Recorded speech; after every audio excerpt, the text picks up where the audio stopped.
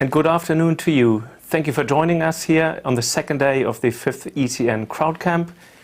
We are in Prague. I'm here together with my colleague Ron. My name is Oliver Geider. I'm representing the European Crowdfunding Network.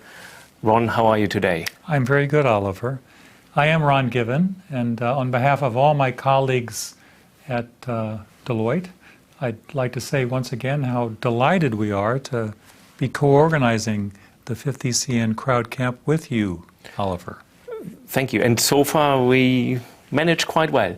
To all the viewers there, thank you for joining. We have a number of panelists and speakers. We have an agenda we would like to introduce you to, and we would like you to also ask questions. You can do this by sending an email to the email address that will be frequently shown below. There's also a discussion forum for registered users that were registered already on Monday. Please make use of it and send us your questions.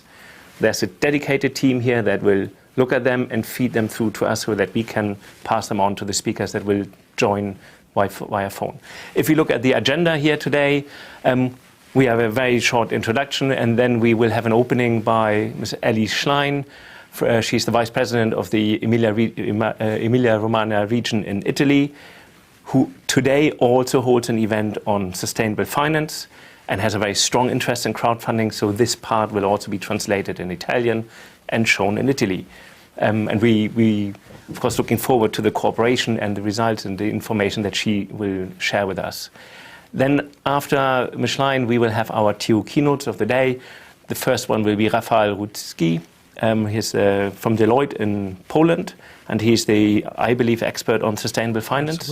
Absolutely. What a key member of our team. Yeah. And so that should be quite insightful as well.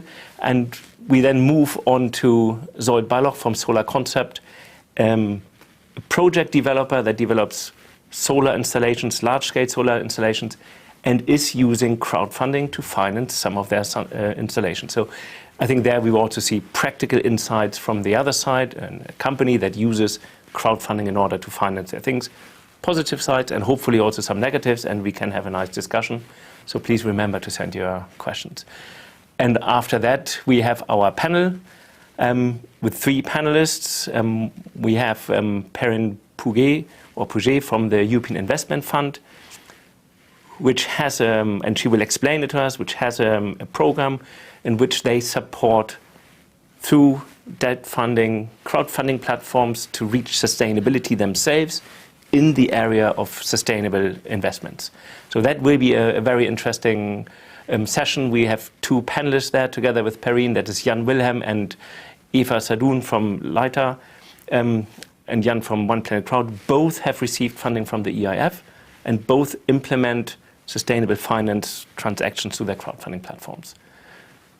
Ron, when we look back at yesterday, we had Martin Spoich from the European Commission outlining their work on sustainable finance, the Sustainable Finance Plan, and now with the European Green Deal, the implementation. We already talked a bit about this yesterday, and I think your colleague Rafal will also explain some things. How do you see this for Deloitte? I mean, this is a big opportunity. Well, I mean, we actually, from all of our speakers yesterday, we saw a great commitment to the concept and great enthusiasm. And as service providers, it's good news for us. And I think as Rafal will show us, we've got people that can really be helpful in this regard. Yeah, I think this is also, we had two political speakers yesterday from the Commission and the Parliament, and both shown in-depth knowledge and drive in order to reach sustainable finance or finance sustainable development for the European economy. We also talked a bit about the regulation for crowdfunding, which will allow cross-border transactions across Europe. Especially Andre from the Parliament stressed the aspect of SME finance and cross-border transactions. And I think that has been very well addressed with this proposal that hopefully will be signed off this year, and then next year will allow crowdfunding platforms to deliver security or lending transactions across Europe. We had the panel as well, which was also, I think, really interesting following the earlier discussion, which was very high level and political, where you had platforms on the ground showing how they deal with these issues. And one thing I took away, maybe you had something else, but for me it was that they all see that sustainable finance is a key aspect of their development, where they will engage in, what they want to drive. But they also were very clear that the monitoring and the measuring of the impact itself needs to be done by the SMEs or the developers, and that it is their role as a platform to make sure that they fit into the sustainable development goals or whatever metrics they want to use at that time. And we heard that they are working also jointly to develop some frameworks for the industry, but that there's a joint responsibility then between the project owner that seeks the funding and the platform in ensuring that this sustainability will be reached. And things like the common terminology efforts and so forth, I think will help with that. Yes. But it's work. It's work, and Christine Friedrich, who was also our chairwoman at the time, is of course engaged in our working group on sustainable finance. And they should provide some input to the European Commission that we heard yesterday has an open questionnaire where everybody can provide input, but also help to develop this first framework within the industry. Yes. Were there any other things that you thought yesterday were outstanding? Well, I particularly admired almost a feeling of partnership from the governmental folks and the private sector folks, that each side sees what they can do for one another. And particularly among the panel members, the discussions that they feel that crowdfunding is something that can really implement the goals of the governmental level in some ways better than anything else. Yeah, I think this also supports, of course, the way we have been working was always in close connection with the European institutions, where possible. It's not always possible, but through providing very open input and engaging in this discussion. So I think we still have a moment before Ms. Schlein should be there. What are you looking forward to hearing today? We have a different program, we have a different focus. We want to look at actual implementations and actual support mechanisms to the market. I'm hoping to come away with some practical advice to make it work, to actually get it done. Yeah. I think this is interesting for sure. The second keynote should give us a good insight there, and the panel, I believe, as well should showcase us where institutions government or international institutions can play a role in supporting the development of the sector. Yeah. And it's maybe, and we will hear this later on, the tool that the EIF is using here wasn't initially designed for crowdfunding. They adapted it so that they can use it. We hope that there will be a political sign from the European Commission to the EIB and the EIF to actually implement more of this. That's great. Through I think there's funds. Something for everyone to learn from today. Yes, I think so as well. So, again, we will have Eli Schlein speaking in a minute. You can send questions. Ms. Schlein doesn't expect any questions, but if we have the time, please send them. Also, for all the other speakers that will come afterwards, send them by email or engage in the online forum that we have. We have a team here, you can't see it, of course, of about 10 people, and one of them is dedicated to only deal with the questions from the audience, and they will be communicated to us. Otherwise, I hope you enjoy the day. We had another red line yesterday that was Czech beer, so I found out, thanks to the Deloitte team here, that there are some very old pubs, sustainable, since 500 years on the market, and that they can still thrive and attract people and be a relevant part of a community. Well, I can tell you, Oliver, I mean, I live in Prague, and I have not yet come to the end of the places you can go to get beer here, so this is something I think for our audience to look forward to maybe next year, when we can have this event live. Indeed, indeed. So we will work on that, so potentially we can come back next year to Prague, or maybe at another point, and then all meet physically, unless this is becoming the new way of dealing with these conferences. I will now see if Ms. Schlein is online and if we can connect her to us.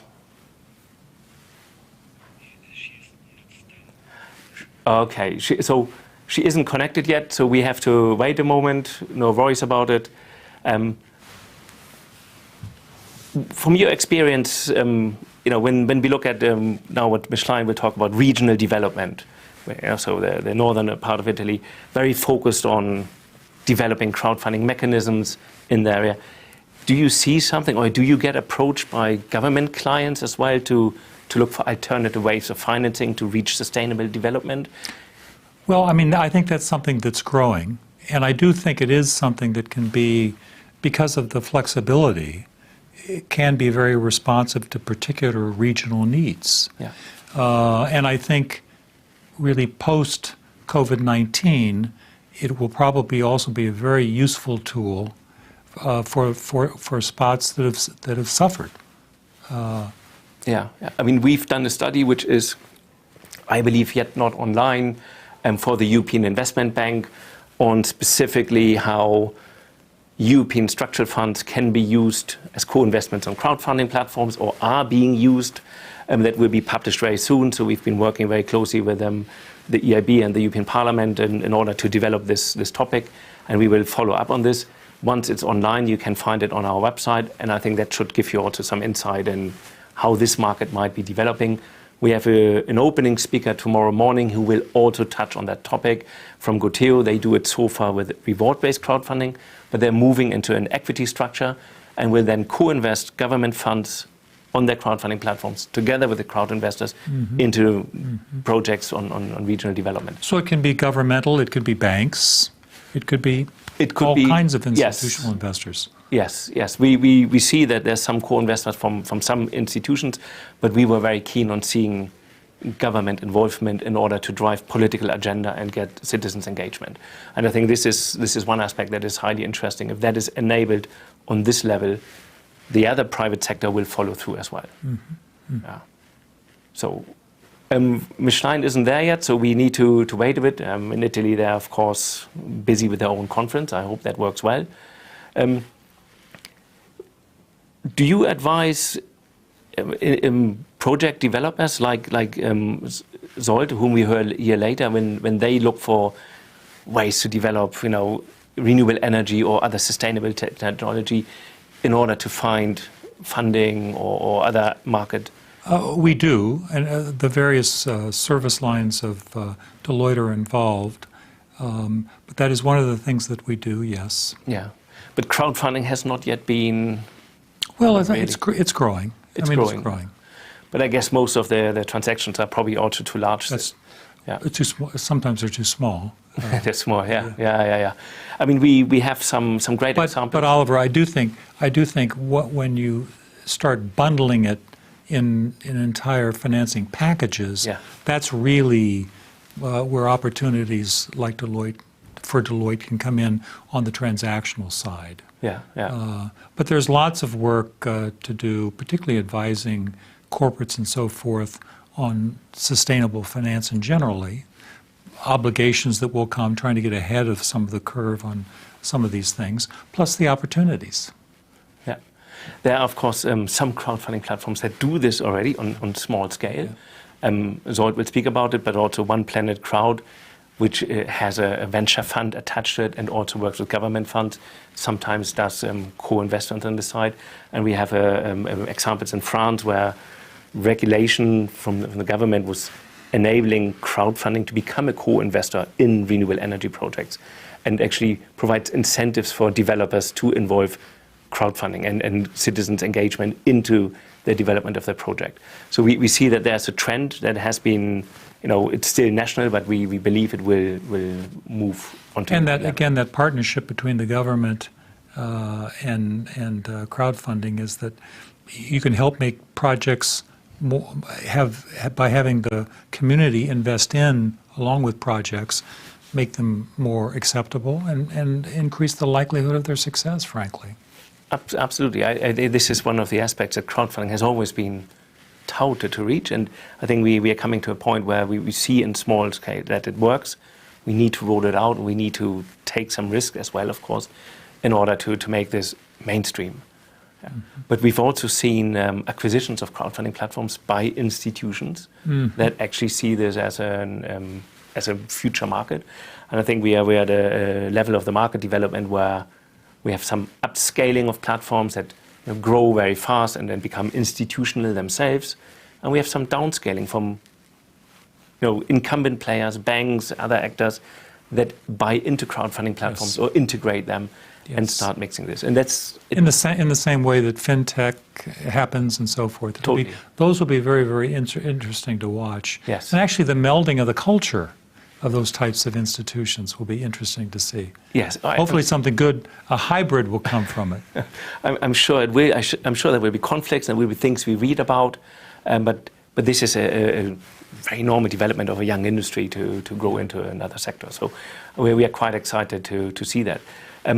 Also, we very shortly mentioned that yesterday. It's another aspect of growing up of the industry growing up is we have investor actions against some crowdfunding platforms that have not operated in a transparent way and potentially even criminal. And 4 platforms have been sued by a group of combined investors. 2 of them have been declared bankrupt in the meantime, which means that the investors now can reclaim their funds. And I'm very excited that you have developments where investors take this action. Well, it's part of the evolution. Yeah, good. So now let's see if Ellie Schlein is there, and then we can go to her. I just heard she might be. And here she is. Hello. Hello. Sorry for the delay. No worries. You can hear us well? Yeah. Yes. Perfectly. We were about to come and join you in Italy, but we'll take you now as is over the wire here. Yes. It will be a pleasure, and we hope to host you very soon. Super. Thank you.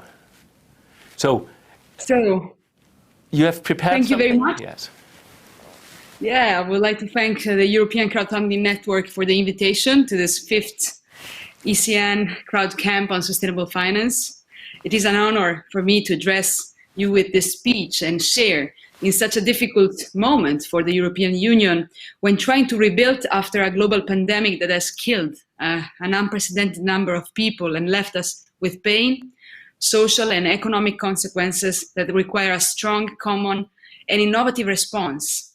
Being also a former member of the European Parliament, I have to say I am positively impressed by some of the steps that we are taking and some of the proposal of the recovery package. In the past years, it has been not so easy to create discussions around the instruments to integrate better our economic, fiscal, and social policies at the European level, and to speak about own resources of the EU, or to rediscuss some of the decisions taken after the 2008 crisis that needed to be reviewed. But now I see an opportunity in a stronger proposal for the next MFF, for example, and this recovery fund that holds the ambition of helping member states and European citizens to rebuild after the crisis, but also orienting the new resources and investment towards the future, the Green New Deal, to accompany the necessary green transition for our economies, and the digital and technological transformation, and also inclusive and sustainable growth and reducing inequalities. That might sound familiar because these are also the objectives of the new Agenda 2030 for Sustainable Development, for which it will be crucial to find new synergies and connections between public and private investments. And I see here a real opportunity for crowdfunding networks to play a role in order to facilitate innovative solutions. We've seen it especially in hard times. When people believe in a cause, they jump in. And there are different ways in which regions like ours, Emilia-Romagna, can support crowdfunding and impact finance in order to build alliances towards social and green innovation. Just to make an example, even if struck by such a strong impact of the pandemic in Emilia-Romagna, you know, we are the second most hit region of Italy. We approved less than a month ago the funding of 4 projects with about 21 million euros that aim at realizing housing solutions for the most vulnerable parts of society by major operation of urban, architectural, social and environmental regeneration and requalification in the entire region. The funding will make it possible to recover more than 250 social housing projects with a comprehensive worth of over 40 millions. Well, this kind of projects have many objectives. For example, not only the supply of social and public housing, but also the renovation or construction of new and social housing, the safety and energy efficiency also of these new operations and buildings, but at the same time, the elimination of the architectural barriers to ensure accessibility also for people with disabilities. It's just a small example of what we can do and what impact can have when we work together, because this kind of project have to be co-financed by the municipalities at the local level for not less than 20% of the contribution. And these municipalities have also committed to make a design competition for the executive project. It means that it will improve the quality design of these kind of interventions.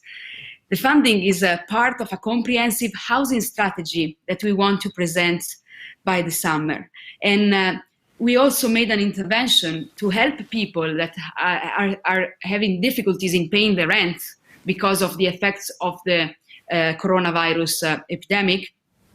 And we made it in a way that both helps people to pay the rent, the landlords who are open to renegotiate the rents with who lives in their property.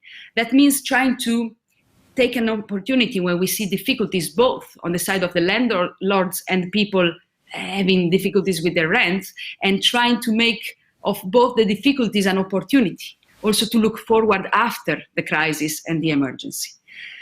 If we think about resources to support these processes, we see an opportunity to make a valuable use of the interesting results of the CrowdHO project, co-financed by EIT Climate Kick, carried out last year by Arter in collaboration with the European Crowdfunding Network.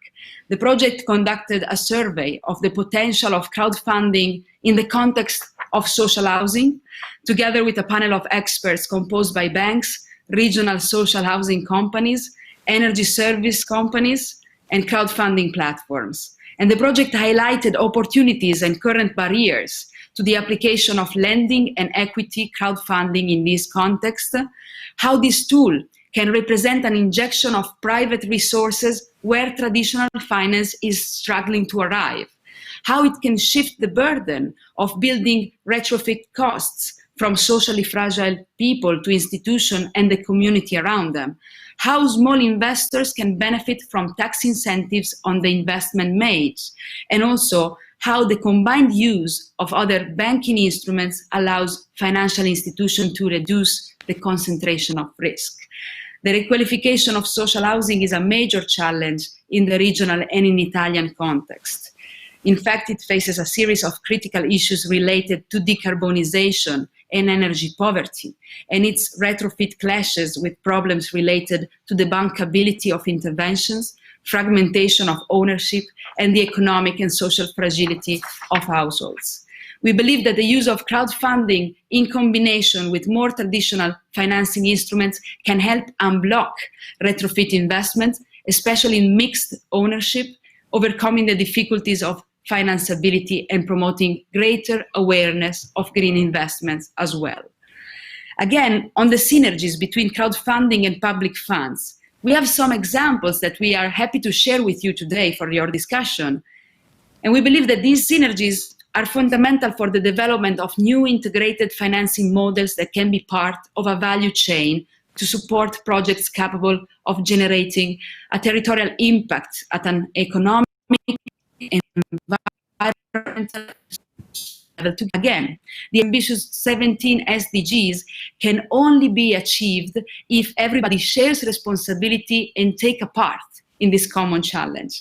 We have several virtuous examples that have been identified by the latest survey on this issue that we carried out together with Arthur as co-chair of the Italian strategic group set up by the ECN on the different models of public-private co-financing put into practice on our national territory.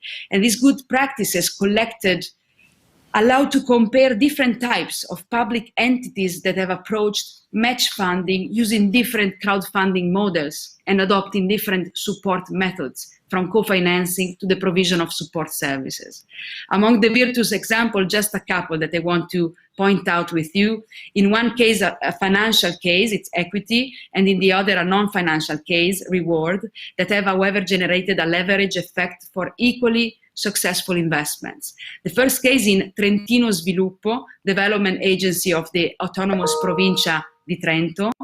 It has played a role of institutional investor investing in 2 years the 5% of 10 campaigns of startups and SMEs that have established their business in the territory, bringing innovation and employment. The balance has been absolutely positive. 111,000 euros of public investment have stimulated a collection of 2.4 million euros. The case of the civic crowdfunding Milan is equally interesting. The municipality launched an initiative to support social innovation projects in the area around Milan, and by providing co-financing of 50% of the crowdfunding campaigns that had reached, by their own, the first 50% of the objective. Against 333,000 euros collected through the crowdfunding campaign, the municipality of Milan contributed with another 323,000 euros, generating a total investment of the double. So that's a great example of what can be done, and it has been so effective that last week the municipality of Milan launched a new call for projects to raise a new round with a higher budget, over 500,000 euros, and a co-financing percentage of 60% this time. So there are many guarantees, a guarantee mechanism that can help in this role and in this context. We have promising results delivered by these two examples and many more across Europe that have also shown the potential of integrated crowdfunding with other types of sources of funding. In the 2018 edition, the third edition of the ECN CrowdCamp, there was the opportunity to focus the attention of a wide audience of policymakers and EU institutions on the relevance of combining crowdfunding with a powerful policy that is co-managed by the EU and the European regions, the cohesion policy. Social and economic development, partnership, and active involvement of citizens are all features that the cohesion policy shares with crowdfunding dynamics.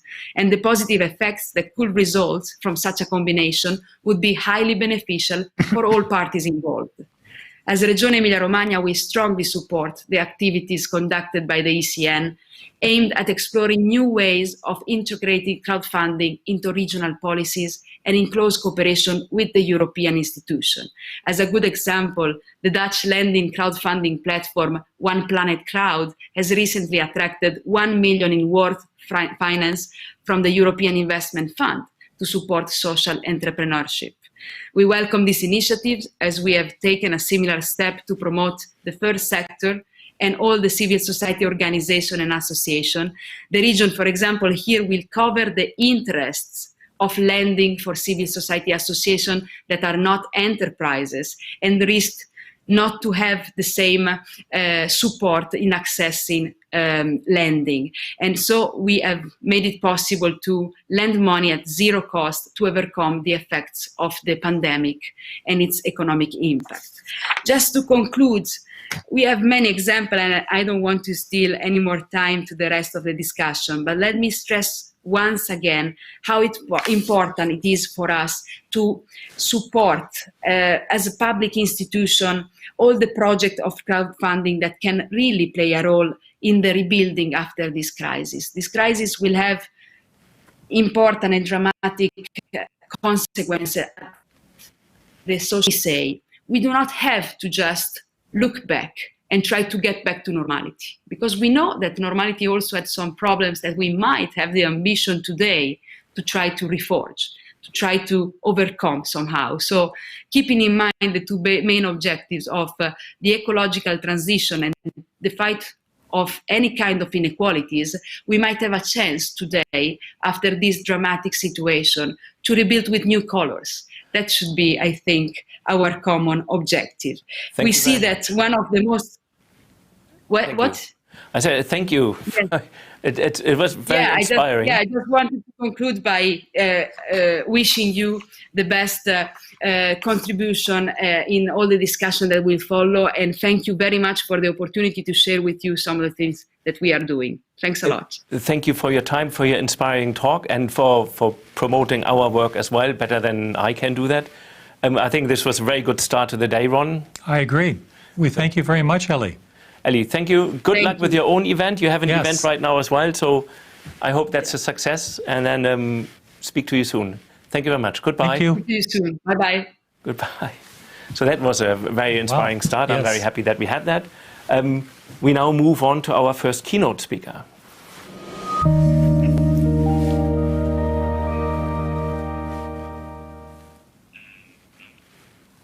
And now we have our first keynote speaker, Rafael Rutzki from Deloitte.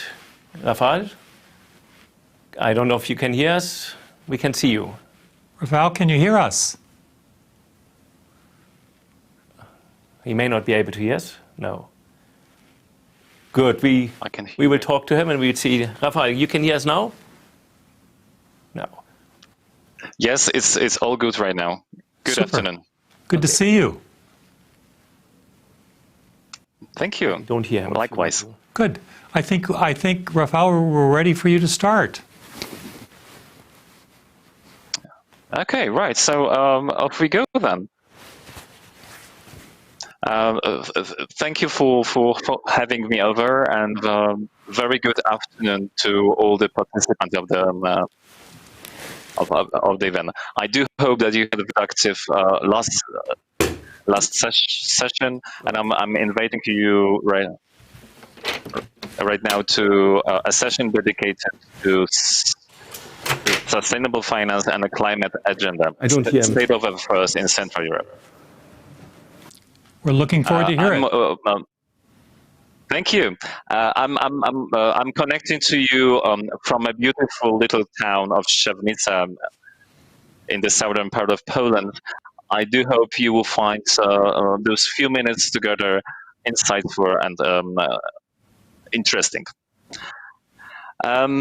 Besides other duties at Deloitte, I have a pleasure to coordinate coordinate efforts around sustainable finance and climate agenda, both in Poland but also in Central Europe, linking our practice with our global efforts. Therefore, I prepared for you a few slides that would summarize the key challenges, opportunities, and impacts on a sustainable finance agenda on both financial and non-financial sector. Those insights would be kind of giving you a little bit of a deep insights into what's happening out there in the European Union, but foremostly how it impacts operations of businesses, but also societies and economies at large. The slides you will be seeing in a second, they will be covering a little bit of a background, but also I would like to focus in the two last chapters of my presentation on the impacts on sustainable finance and climate agenda on financial institutions, including banks, companies, investors, and also on the enterprises. We do strongly believe that what's coming from a regulation point of view in Europe, but also the pressure that we feel from our consumers and other stakeholders would make our ways of operations different. At Deloitte, we believe that making impact that matters as a crucial kind of a label or purpose for how we do operate our business, but we also work for many years with the clients to transform their operations to be more sustainable and ready to face the challenges of the fastly developing economies. Let me start with a little bit of a background to our discussion.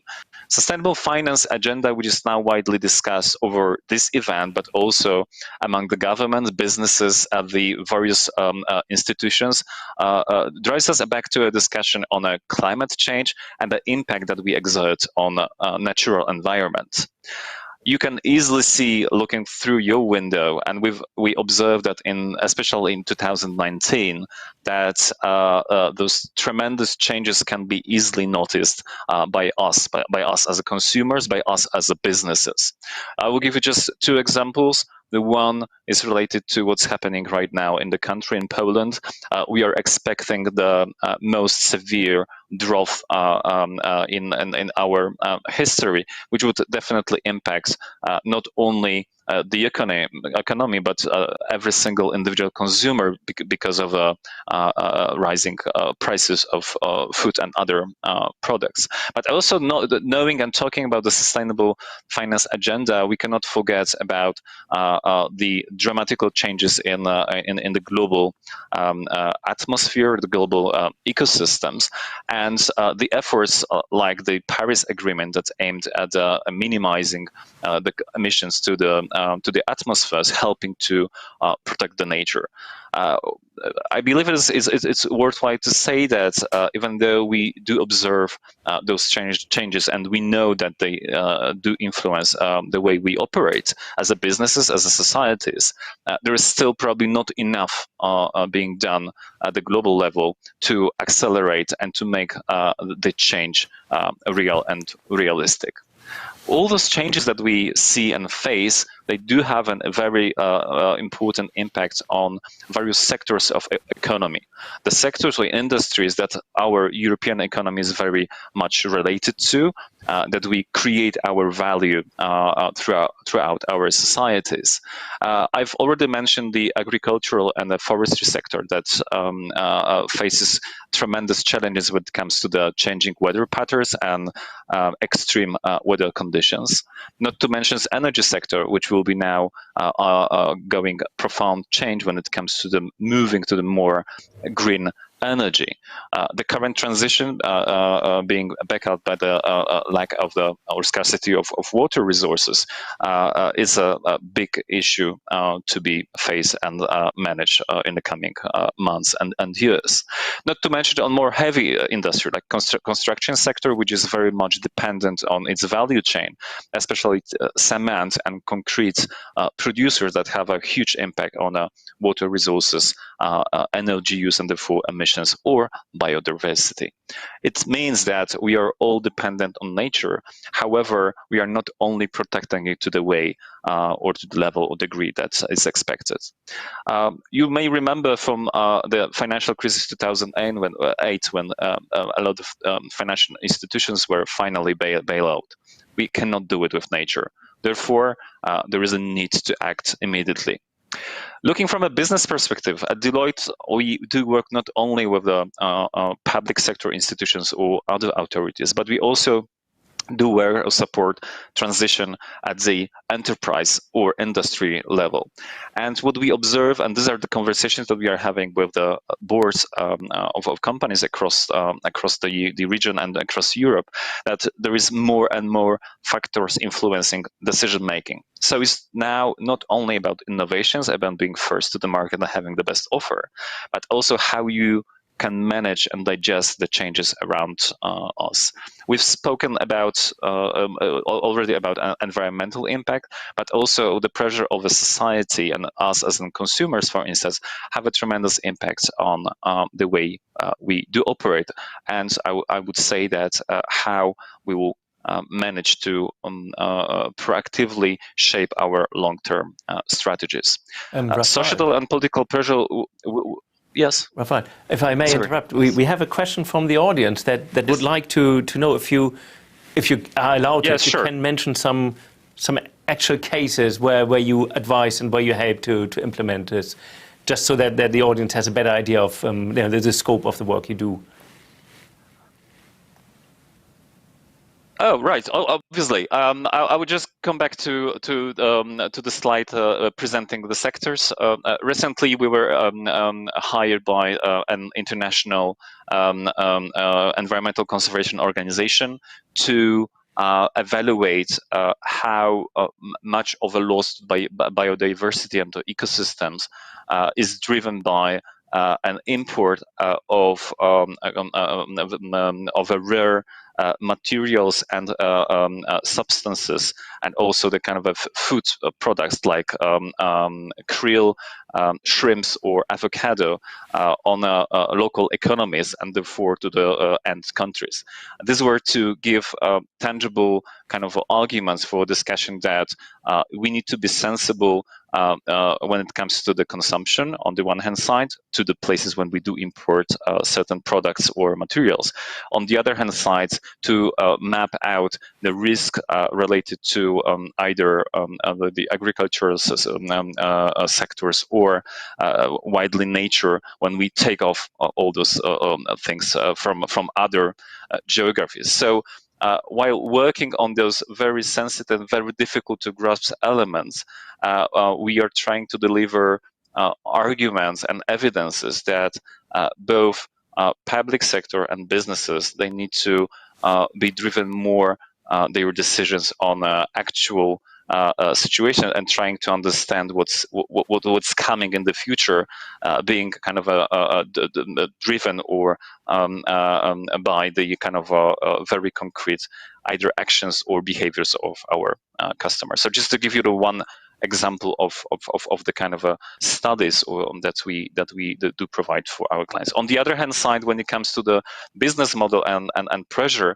I would say that there is more and more discussion among our clients to understand their total impact on economy, society, and environment. So they are trying to understand how much of their business generate, for instance, GDP in a given country, but they go in this analysis together with us more into depth, also looking into the negative consequences of their operations in a given country. For instance, we worked some time ago for a hotel and leisure industry, a kind of a representative of this industry, when they try to locate their new sites of hotels, but they try to understand not only return on investment and a kind of a benefits for local economy by establishing this hotel or actually the whole site, but also they try to measure how much of a negative impact they would have on society and environment to be able to better manage and plan this investment and take a right decision. So this is a very concrete examples how businesses or other organizations can understand this very complex environment around us. And that drives us very closely to decision making and the instruments and the kind of ways how decisions shall be taken with in a broader sense, understanding not only the economic impacts, but also those impacts that we exert on societies, on environments. And sustainable finance is actually in the very heart of this discussion. In the past, we've been talking more. We used to talk about the screening or excluding certain investment or activities from the countries or specific elements of the value chains, or for instance, the kind of investments practice, just stopping certain investments in a given portfolio. But it's not enough anymore. Other companies or organizations started to look closer at the environmental, social, and governance aspects in their decision-making process to better identify risk on the other hand side, but also very often to engage with the company activities in the areas which are not only bringing the financial results, but also appreciate other challenges or opportunities. And finally, we have the third element, which is very close to our heart, which is the impact investing. So these are all activities related to harnessing financial instruments to drive a change in a positive change in society or environment while delivering financial return at the same time. So we could see historically a kind of a move from minimizing negative effects for the organizations or their key stakeholders to more like integrating risk and opportunities coming from sustainability agenda into their decision making, and this could be regular business as usual operations or the investment decision. So sustainable finance agenda, we do believe is in the very heart of the changes coming and shall support the transition towards sustainable economy and more sustainable societies, especially in the European context. And therefore, the regulations which are now widely pushed throughout the authorities in the European Union will support this agenda.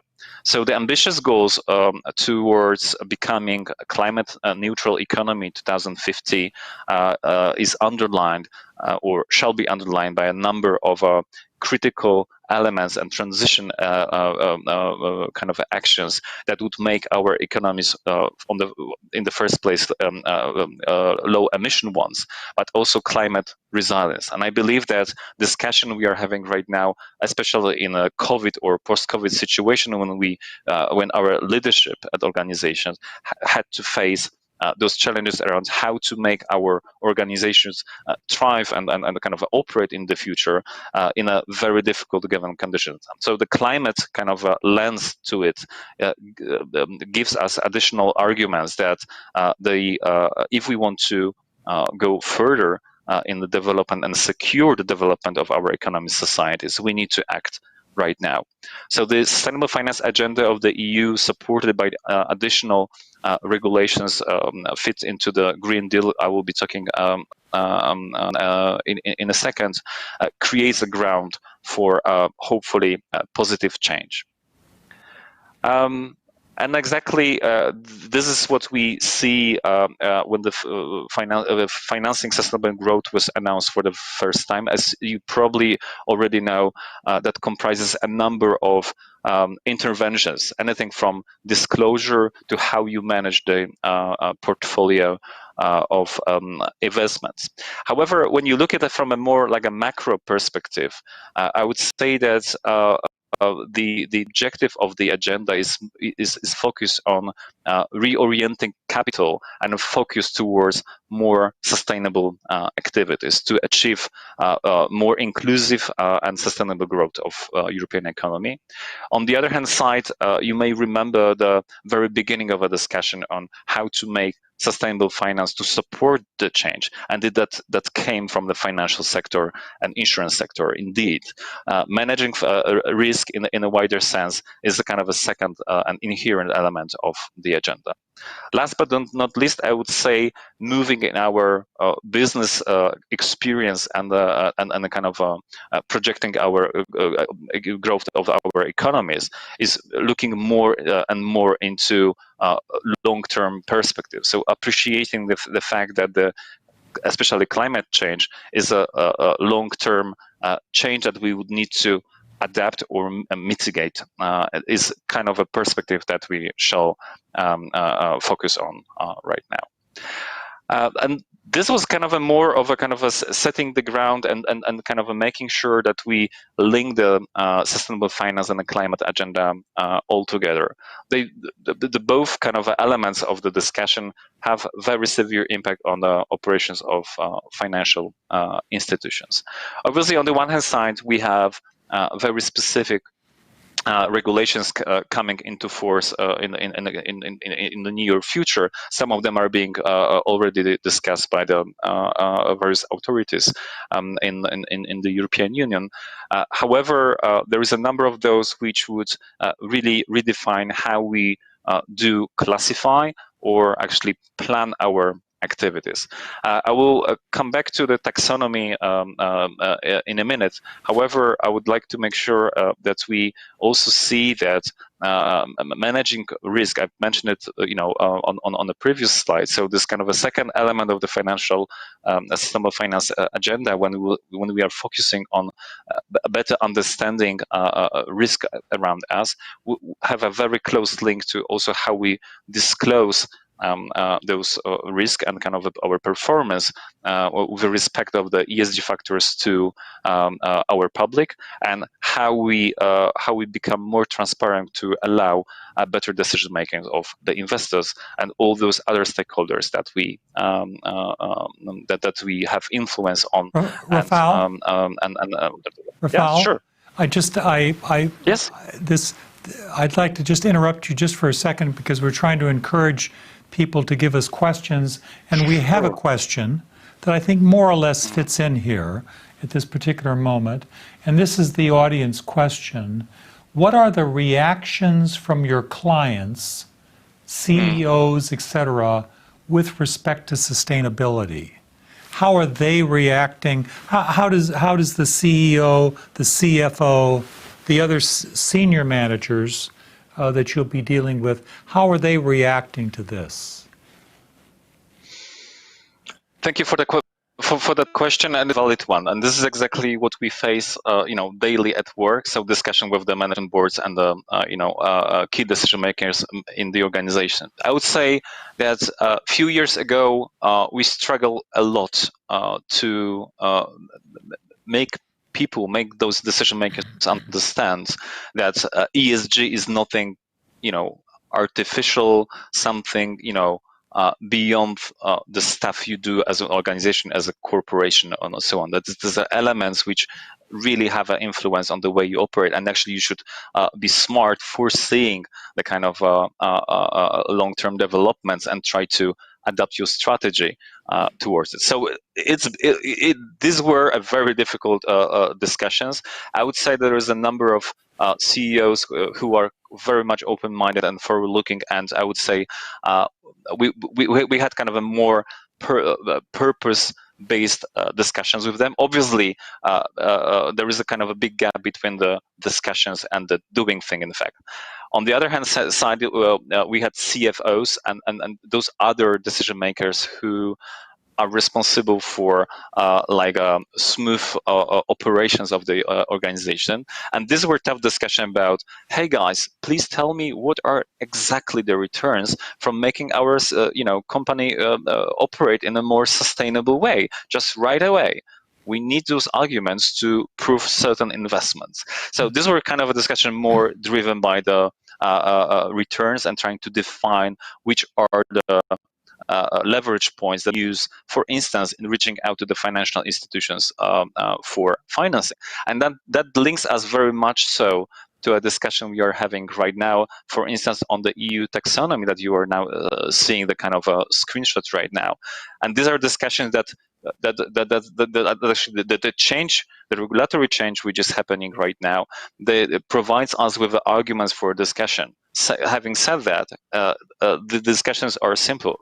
If you would like to have better or easier access for financing of your future investments or activities that you would like to undergo or undertake as an organization, you would need to fit into a certain set of criteria, which would make your future endeavors, sustainable by definition of the EU taxonomy.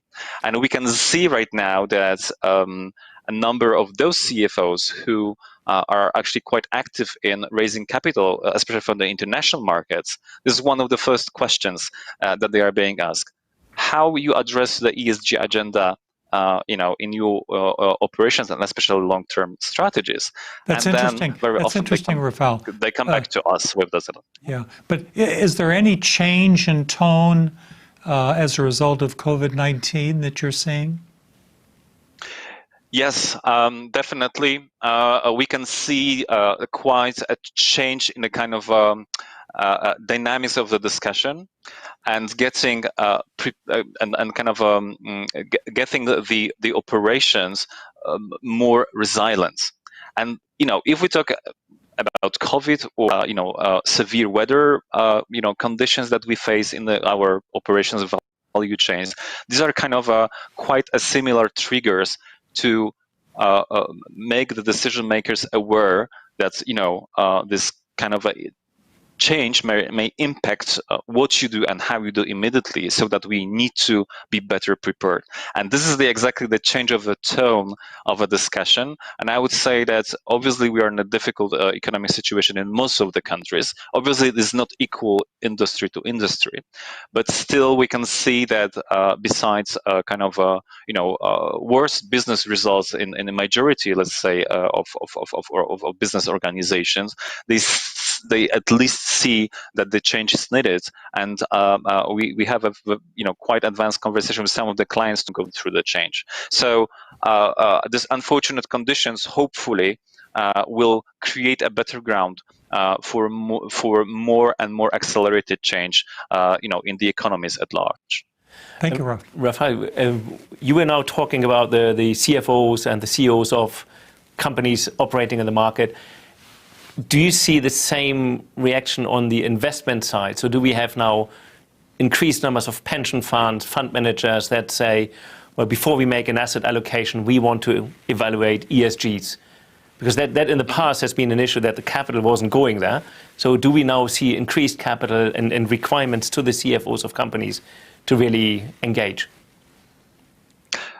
Yes, definitely. And this acceleration, has happened over literally a few past years, especially for those organizations which are owned by the institutional or private investors, so private equity funds, and then therefore, the other elements of the investment chain.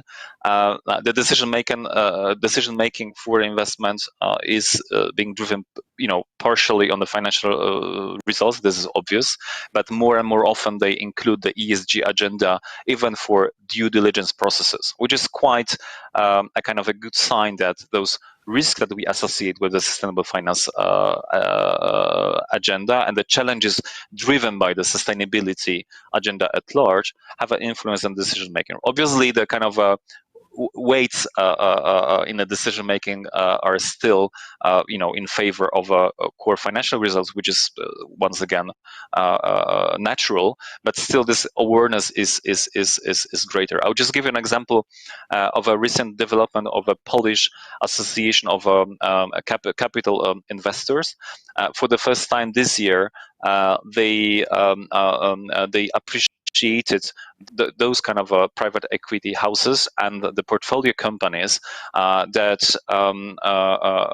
focus more on leveraging their ESG profile in their core operations. So the organization that I'm referring to, they've been running this kind of annual competitions for best advisor, best legal practice, and so on. For the very first time, they leverage the ESG and the green topics to the kind of award level. So that also shows, and this is a very strong sign to the market, that this will be even more important than it used to be before.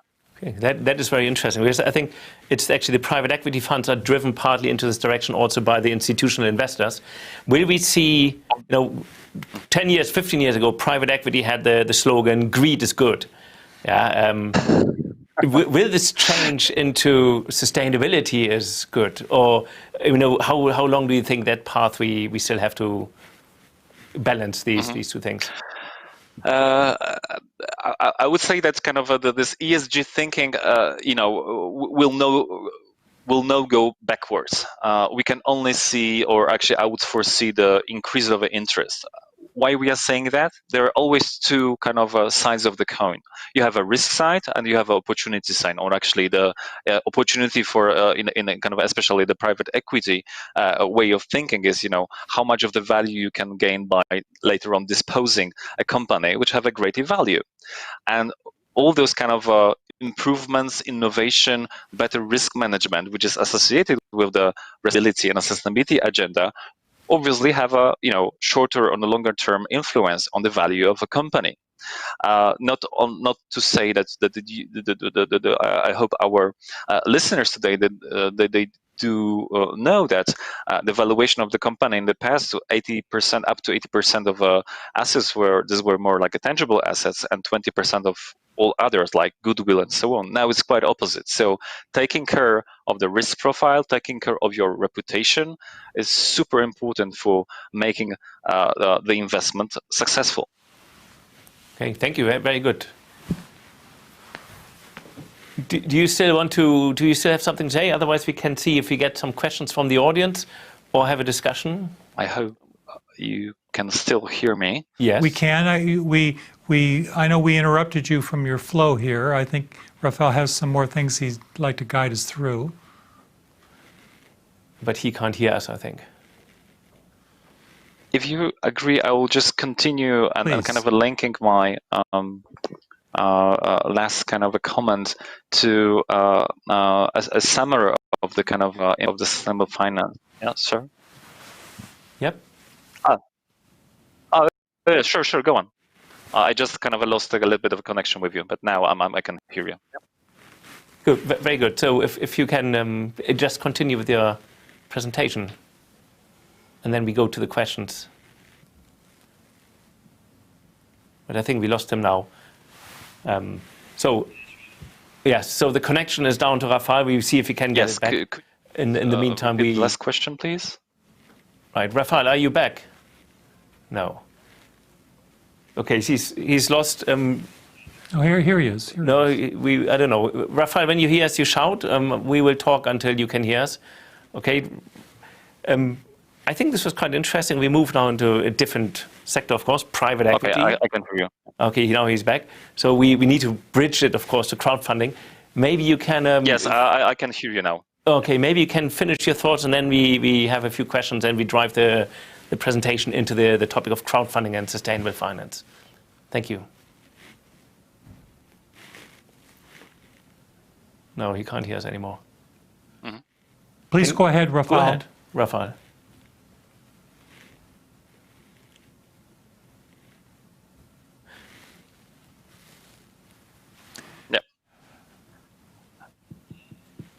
Yeah, definitely. So the kind of the last comment that they would have in this financial sector domain is, can you hear me right now? Yes, Rafael. Can you hear me right now? Yes, we can hear him. So there's a latency in the discussion. He has a lack of response time to us. So if you hear us, just discuss. It's been going well for the time being. Can you hear me right now? Yes. Okay.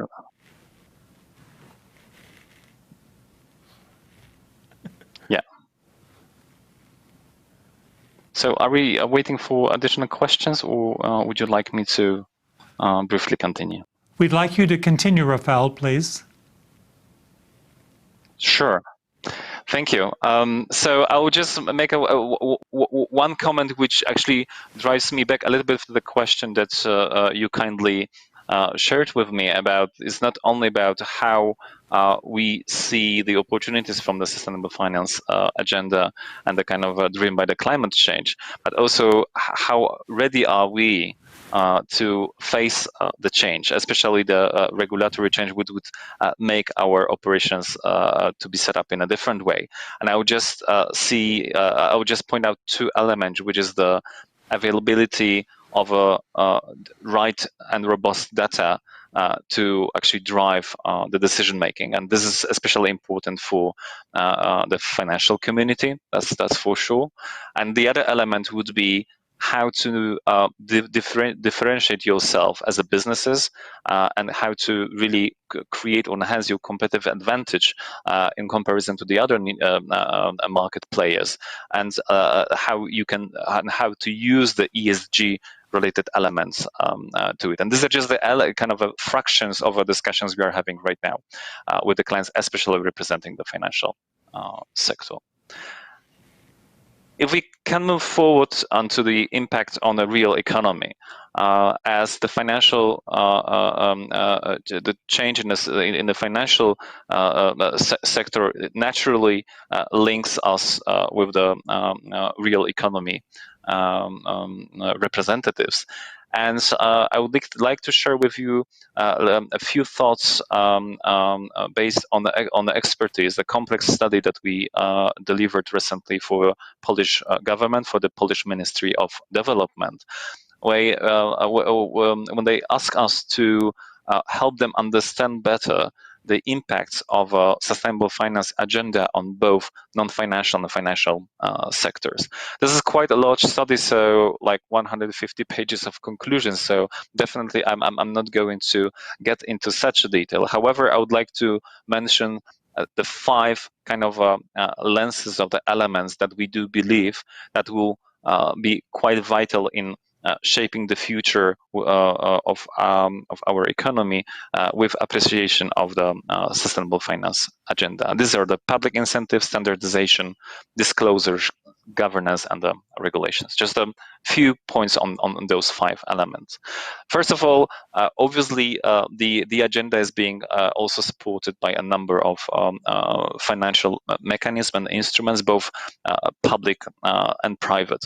Obviously, this is set to increase or mobilize the activity of the private sector, but also to encourage the financial community to better look at the investments which are, let's say, ESG rated. On the other hand side, and I believe this is quite an important argument in the discussion, how to find a balance between,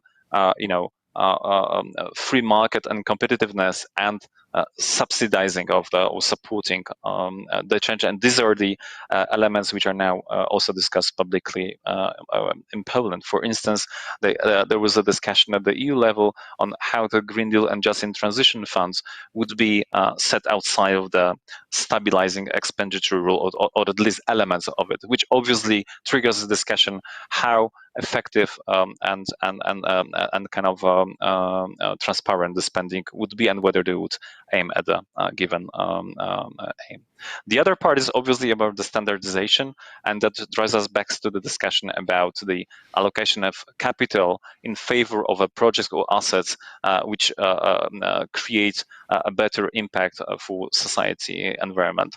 Especially important here is the taxonomy, which creates a kind of a guidebook for the future business decisions. So how you manage to shape your investments in the future to be able to get financing on a reasonable rate. So standardization is quite important so that we apply the same rules and understanding for the market endeavors in the marketplace.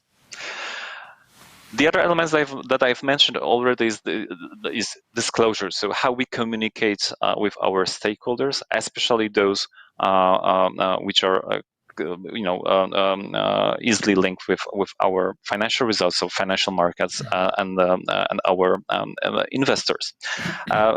You may remember that a few years ago the EU introduced a directive on a disclosure on certain non-financial information, which was the first step to make the single market more the companies are now adjusting to this obligation. This is those who are falling into the public interest entity definition. Now you may see a big discussion around the climate disclosure, which would supplement the non-financial directive in the near future, which would make our organizations to report their impact on environment and the climate in a more robust way, and it will become compulsory for a wider group than it used to be before. The other element is obviously how you shape your strategic decision making and how your corporate governance system supports the change, and how well you are positioned to embed those environmental, social, and governance elements, so risk and opportunities once more, in your decision making and the strategy in your organizations. There are certain barriers to it. One that I've mentioned already around data management and accessibility to data. But on the other hand side, there is a huge pressure of our stakeholders and shareholders how to balance the eventual investment and the gains or returns from such an adjustment to be more like ESG friendly organization. The last one is quite a complex, which is all around regulations. The sustainable finance agenda and the climate agenda is highly driven by those regulations. Obviously, we can see more and more organizations that are now getting ready for it, even though a number of those regulations are not in their final shape. So we, in many cases, we do not know exactly what will be required. However, going back to some of the questions before around discussions with the decision makers, especially in the businesses and the private institutions, they are really observing what's happening. Some of them are really scared because the change will be tremendous. Anything about discussion about the MiFID or IDD Direct to all others related to the climate disclosures, which would make them really obliged to drill down their value chains backwards and forwards to look for specific information, in this case, emissions to the atmosphere. However, these are not only kind of factors or the challenges that will be that we will need to face along with the implementation of the financial new financial setup for Europe. However, there is also a number of prerequisites that we see for sustainable growth. First of all, stable and stable institutional environment, including decision-making and evidence-based policy. We see in a number of countries decisions and policies which are taken in a rush, not really supported by the robust dialogue or arguments. And this is a threat for making those regulations which are now being discussed at the EU level being efficiently transposed to the local legislation. On the other hand side, and this is the kind of activity which has been already in the marketplace. So we do see, and you've asked about those discussions, those kind of the leadership in the marketplace showing that the kind of proactive response to those sustainability challenges is something that businesses should do, and they should see the value in it. And there is a number of great examples of it. However, when you look at the large scale, especially of the small and medium-sized enterprises, the awareness of the importance of the topic is still limited. Therefore, collaboration and kind of all education elements are very important to drive this agenda further.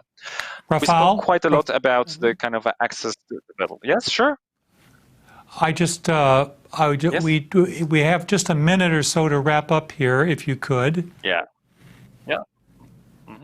And right. Yeah.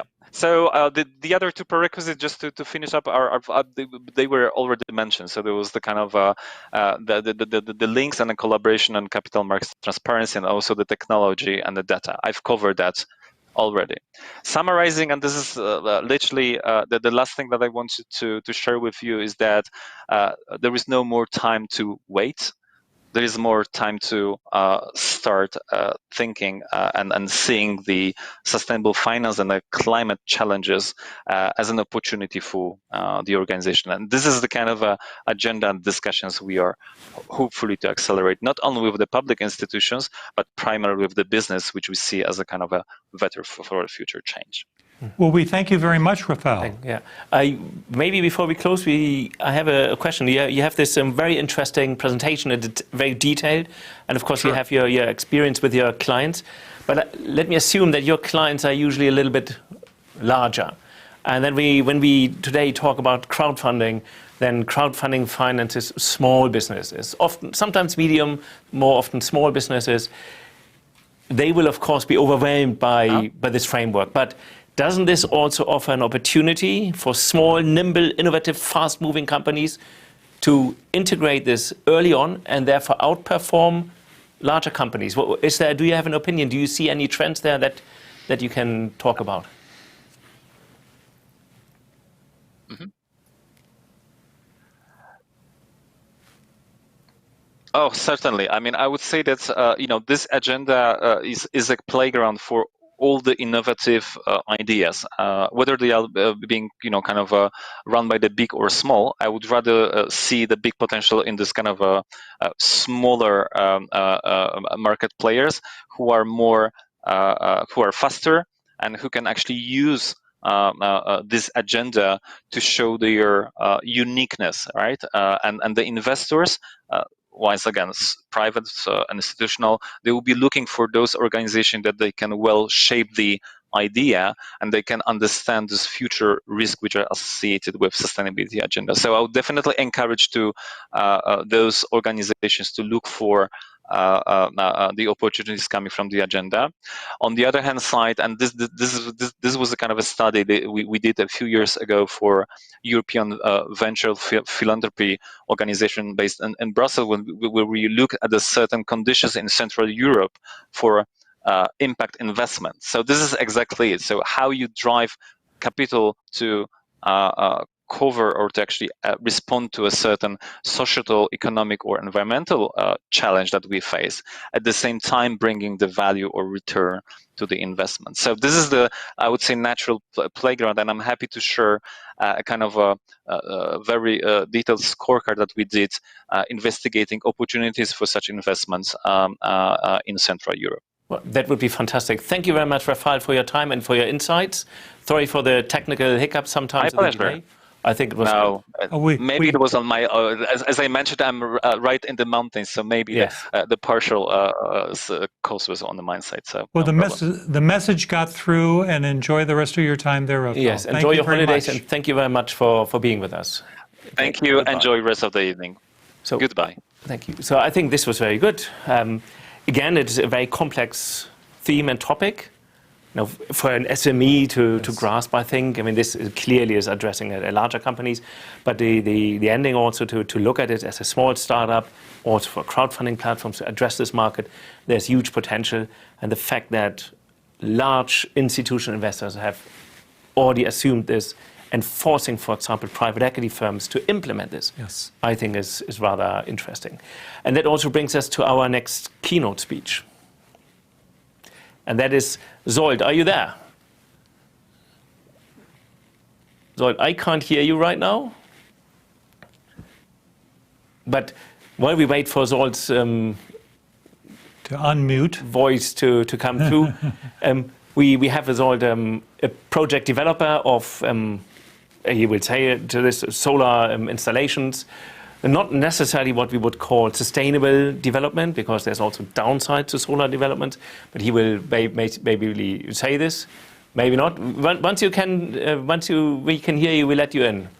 Do you hear me? Now we hear you. Very perfectly good. So. Perfect. Welcome. Very good. Thank you. Did you hear Did you hear Rafael's discussion earlier? Unfortunately, I was occupied with something else, so just very first parts of it. That's absolutely fine. I think you will answer it anyway. He was giving us the outline of the ESG for business and addressing, from Deloitte's point of view, of course, slightly larger businesses. You are somewhere in the middle, I assume, here. It would be very interesting to see your experience with renewable energy developments, maybe talk about sustainable finance in that sense, and crowdfunding. So the floor is yours. The audience, please send questions. We have the email address. We will blend it in every now and then so that you can send questions to Zoid and then we can interact with him. Thank you. Zoid, the floor is yours. Perfect. Thank you very much. First of all, thank you very much for the invitation and giving me the opportunity to talk about my experience on funding solar energy projects with crowdfunding. Today, I would like to talk about these past experiences, but also maybe give some insights on how crowdfunding can be applied in solar in general, and in the end, some insights on maybe how we could improve and mobilize more crowdfunding into solar energy, what would need to be done to achieve that. As for my experience today, I represent Solar Concept International, but I have to mention that my past experience is coming from Solventic GmbH. So first, let's talk about solar energy. Why solar energy is so suitable for crowd financing? Solar energy is a very simple and easy to understand technology. Almost everybody would assume to understand solar. It is very fast to deploy. It's not rocket science. You don't need to be an physicist to understand that. And this also brings us another big advantage, that it is a very low risk type of asset. The low risk nature is not just coming from the simplicity, but also from the predictability. We have over 30 years measurement data, actually more than that, of solar irradiation, which is very well predictable. If you want to understand the 90% chance of reaching a certain level, from your average prediction, you deduct maybe 8%, and you will reach it with 90% probability every year, to put it in simple terms. Over the last decades, we have seen a lot of development in this technology, which is a very mature technology. It's not new. It is proven. You get guarantees for the solar output for 30 years in the last years. So the technology is really ready to investment. The big advantage of solar compared to some other technologies is that it produces when you need it most, so during the solar hours, and it works everywhere. It works in your solar watch, on your pocket calculator. You will find solar panels installed in the parking machines and, of course, on the rooftop, but also in larger agriculture or larger outside areas, but also floating solars. This is a new trend to put solar on the water, which is a very exciting new development, I think. Solar is also very relatable. As a friend of mine put it, it's like pizza. Everybody likes pizza. I think everybody likes solar. With regard to the past cost development of solar, I think it's interesting to talk about that because many people think solar is expensive. In fact, solar is the cheapest source of electricity that you can achieve nowadays. Lazard is doing an analysis every year in the United States, and he came to the conclusion that solar is cheaper than nuclear power. We're talking about the utility scale, large scale projects in this regard, but even C&I rooftop solars for industrial customers are cheaper than nuclear power. This chart that you see right now on the screen is showing you the development of the solar module prices in the last 10 years. You see 95% drop of the solar module prices coming from roughly $3.4 per watt. I received an offer last week that was around $0.18. So solar is becoming very competitive and very cheap. Today, and in the policy as well, we are talking about three main type of installations. One is the residential that everybody knows, and private household rooftop. Then we talk about so-called C&I own consumption or self-consumption projects, where industrial customers are installing solar systems on their own roof to use the electricity generated locally. And the third type is utility scale projects, where the electricity is sold back to the electric system, which is, you see on the bottom of it, the cheapest source of electricity in solar is the utility scale, which is 3.2 to 6 cents per kilowatt hour. However, if you look to Saudi Arabia, the latest price for utility scale solars is well below 2 cents, 1.6, I think it was. So there was a significant cost decrease achieved there. When we talk about EU and crowdfunding and what are really the goals, to understand the numbers a bit, I try to bring some slides or some information from Solar Power Alliance of Europe. So the EU Commission has set the target to invest 1 trillion euros into renewable energy, mentioning that it needs to mobilize additional 180 to 260 billion euros. They also say the most of the investment should happen in the first 5 to 10 years. And they identified as one of the big problems is the lack of bankable projects. So what does that mean now? The solar industry actually says that we need to target over the next 30 years to install 30 million solar roof projects within the EU. We need to enhance the C&I industrial self-consumption project, which are from the size suitable for solar and for crowdfunding, because the average investment volume is in a couple of 100,000 euros. And then, of course, utility scale project would be the ones who deliver the majority of the electricity need. And then the question is, how much do we need? If you want to achieve by 2050 a carbon neutral electricity generation mix, which would include 60% or more solar energy by 2050. For that, we would need to have 5 to 9 terawatt installed solar capacity. Now, to put it in perspective, in 2019, we had in Europe, in the EU, a total of 0.132 terawatt installed capacity. And the addition last year was only 0.0167 terawatts. So it means if we keep installing in the same pace as in 2019, which was the best year of the solar industry in Europe, which has doubled the installation compared to 2018, we would need 300 years to achieve our goals. So we really need to focus on acting fast and accelerating solar installations and find a solution to create more projects to solve the problem of lack of bankable projects. How would it look in 2050, the landscape, the electricity generation per country? I assume we are from all over Europe, so maybe it's interesting to you.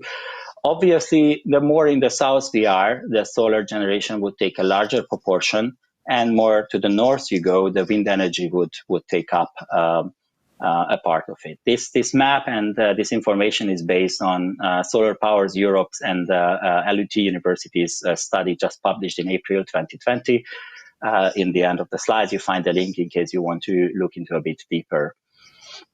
What does that mean? Maybe with regard to sustainability, I like to answer or take away one comment or one criticism is that people say utility solar is taking up so much agricultural land that we should limit it, or we see that in Italy, many times, and this is one of the critics of the industry, the restrictions of using agricultural land are tremendous. Now, in case of Italy, for example, to reach a full coverage and electricity generation by solar energy, you would need around 1.7% of the agricultural land in total of the entire country. And that takes into account certain increase in demand in the future. So we are talking about a very small portion of agricultural land that solar would occupy, and we have to keep in mind that the cheapest electricity generation is coming from large-scale projects.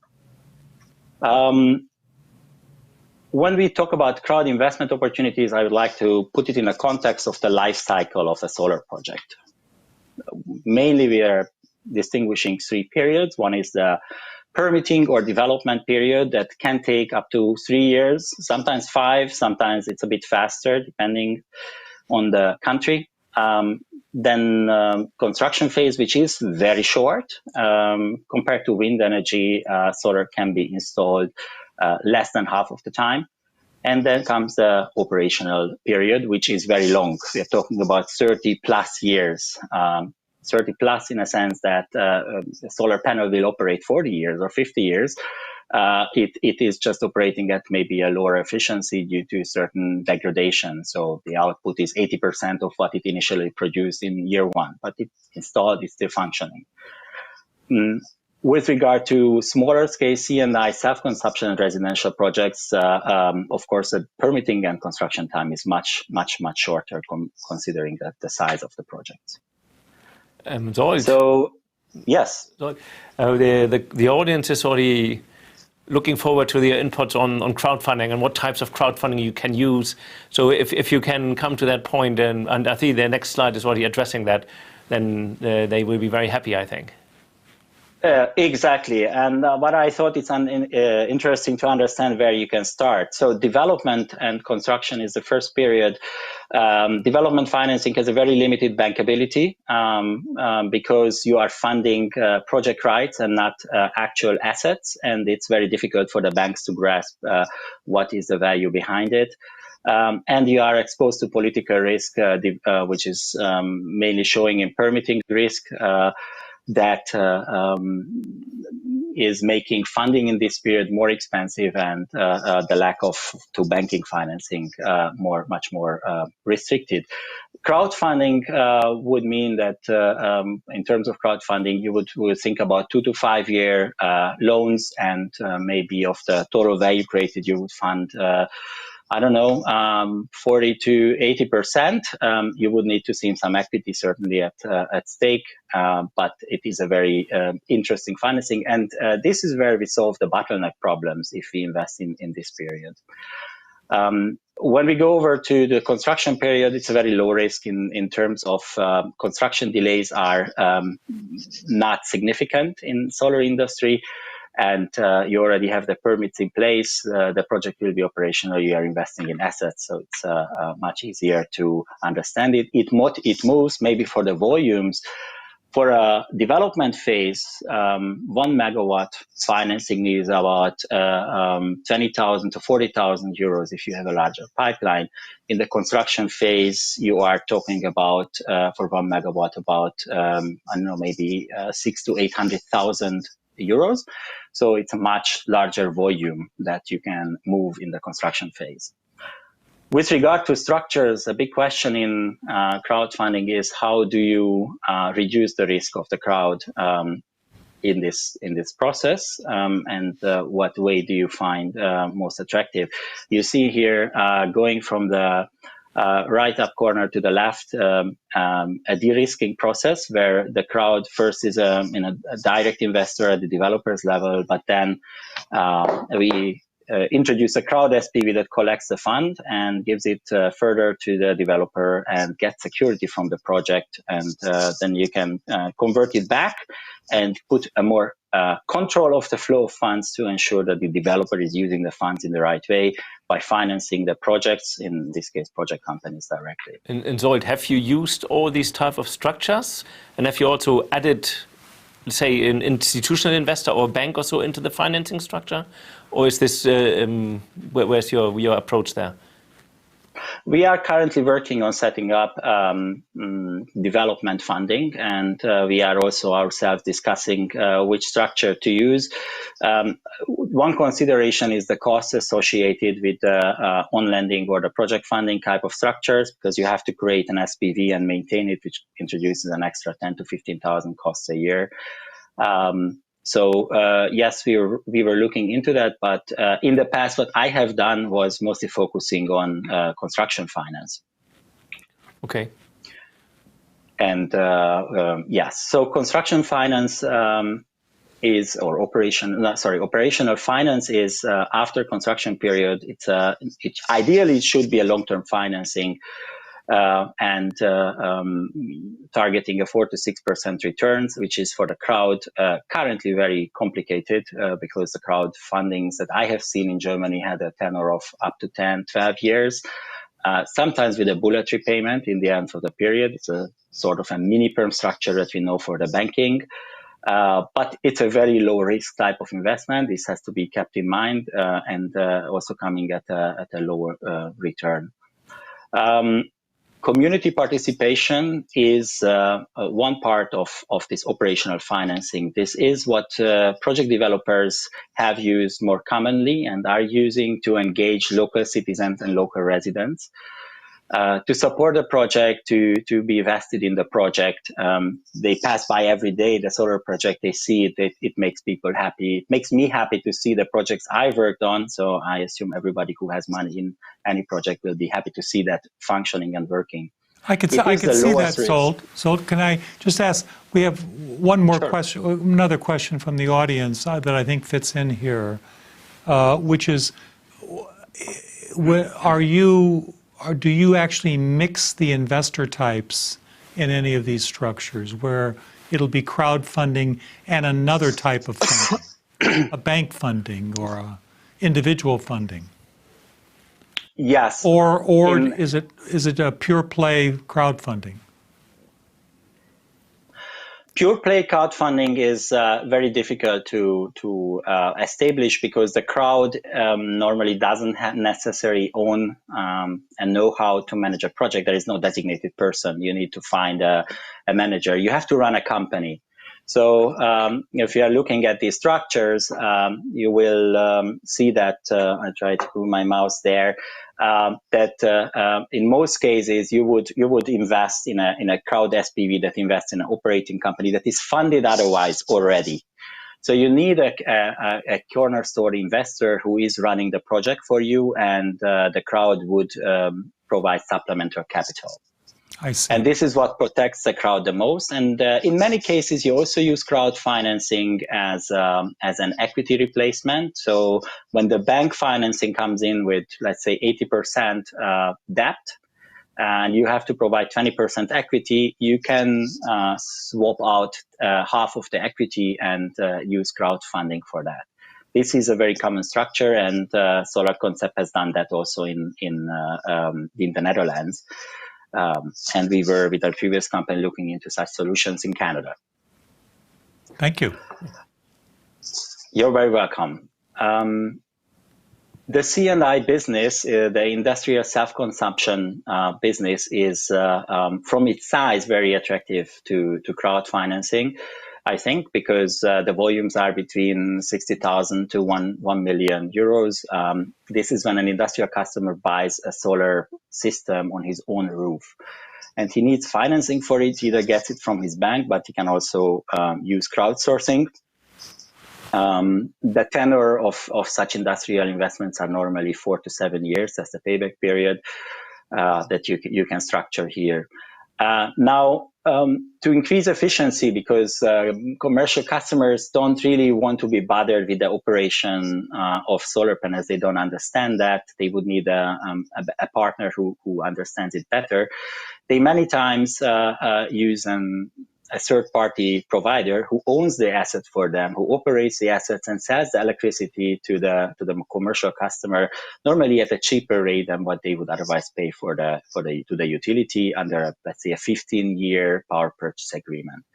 And we call these entities independent power producers. These are private companies and not large utilities who own and operate solar assets. It has many benefits for the industrial customers, and they have problems in the beginning many times to get financing because in the first phase where you don't have enough operating assets, it's not necessarily a bankable structure. You don't have enough assets. So what we use there, and my previous company with Soventix in Chile, we were initiating this to secure crowd financing to build up such an IPP, adding assets one by one with the target to refinance these projects after 4 to 5 years when you reach a bankable size, meaning about 5 megawatt or more.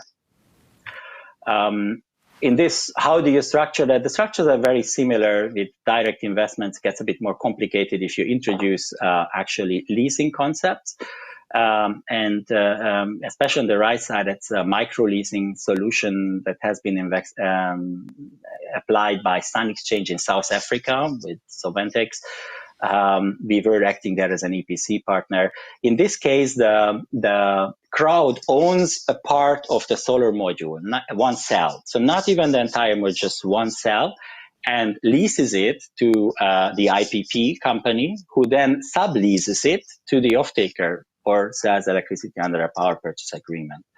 So the ownership of the individual solar cells lies with the crowd all over the world, and the electricity is generated on site in South Africa. I found it fascinating, the idea that there is a direct ownership of assets behind it. This has also, Sun Exchange was very, very successful in South Africa, as far as I know. If you compare crowdfunding to other source of capital that solar project developers are using, on one side, bank loans are available at 1% interest rate fixed for 20 years. It's a German KfW lending product. And you can reach leverage up to 90%. And the equity portion is 2 to 6%, the return requirement for solar assets. So are there, you have here private capital sources. Are there also public capital sources, subsidies you can tap into for these developments? Or has this time already gone? I mean, are there EU funds or state funds that you can tap into to finance your projects? Well, solar industry used to work with feed-in tariff programs where there is a state guarantee behind the tariff guaranteed revenue stream. So in that sense, yes. Where we lack state funding and state support is in the development phase. There is the classic SME guarantee funds normally would not apply to us. We don't have a steady, project developers tend not to have a steady income unless you are a very large developer, but there are a handful of those. So we often do not qualify for the guarantee standard SME guarantee programs, and this is why we don't have maybe enough projects currently in the pipeline. Yeah. Yeah. That's good. Thank you. Good. So what I wanted to show on this slide is if you compare the impact of tenor of the financing and upfront success fee costs and the volume that you move that permits a reduction of the proportionate upfront fee costs, you see that the all-in cost of capital of solar goes from 10% down to 4%. So the target should be to achieve longer tenors, I think. And the question is how the crowdfunding industry can achieve that by introducing secondary market solutions, tradability, and so on and so forth. Some existing models are listed here, how you can fund solar projects. What I have seen is direct loans, mezzanine, or subordinated loan products, which is in Germany the majority of the solar projects have been financed with subordinated loans. In some countries, it's not permitted, so you need to use equity, and then we mentioned microleasing already. A very interesting but not very successfully implemented type was the discounted sale of future revenues done by Greenix Money in Germany, which ended the offering some years ago due to a lack of interest or lack of pipeline associated with this project. In this case, they were selling future revenue stream to the in a form of a paper, in a sort of a right, at a discounted rate. I found the concept very interesting. I think this will come back. Now, certainly there are coin emissions and some other forms of more traditional involvement for crowd. When and a platform wants to consider its target in solar energy financing, it can take up a gap filling role or a competitive capital role. Competitive capital works with larger volumes. I think you compete with other sources of capital, so you are under margin pressure, but you move more money. This is mostly the construction finance on the long-term financing in form of subordinated loans or long-term equity investments. Gap filling comes in when you finance emerging market projects where they lack otherwise project financing, or you provide some portfolio aggregation, IPP financing, I called it here, bridge financing. Certainly community participation projects and emerging market projects are the natural match due to the nature of crowdfunding. So what do you learn as a project developer when you first do your first crowdfunding project? First, you have to find your partner. And that was some years ago not so easy.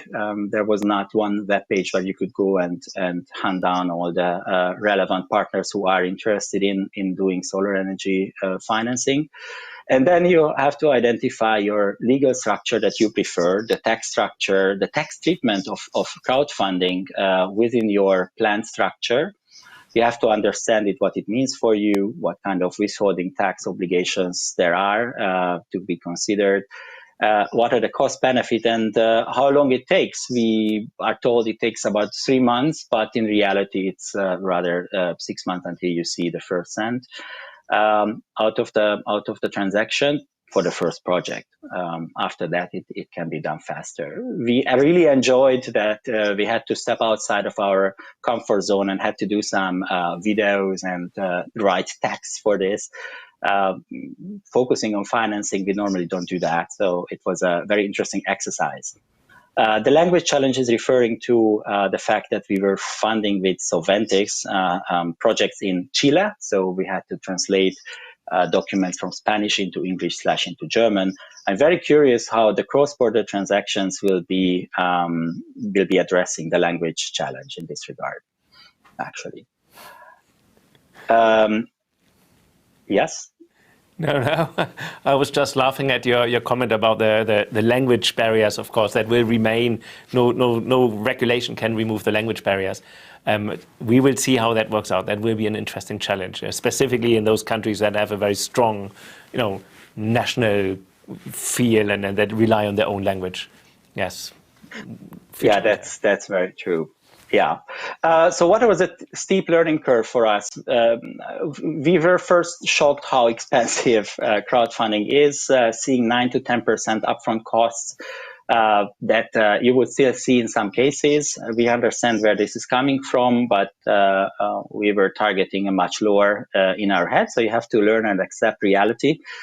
And also have to deal with the fact that the crowd has also some rights in your projects. As a project developer, you would hope that your investors will not look and dig very deeply into your company's operation.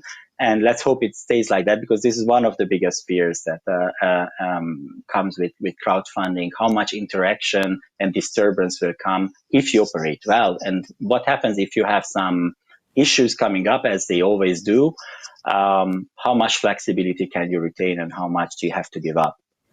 We learned that the contract quality is a bit different than what we are used to in working with professional partners, professional investors and banks.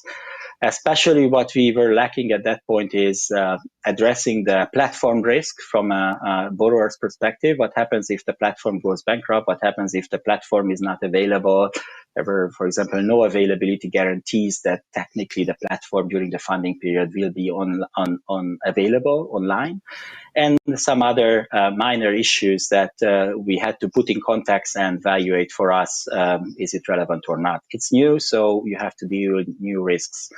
It was a learning curve.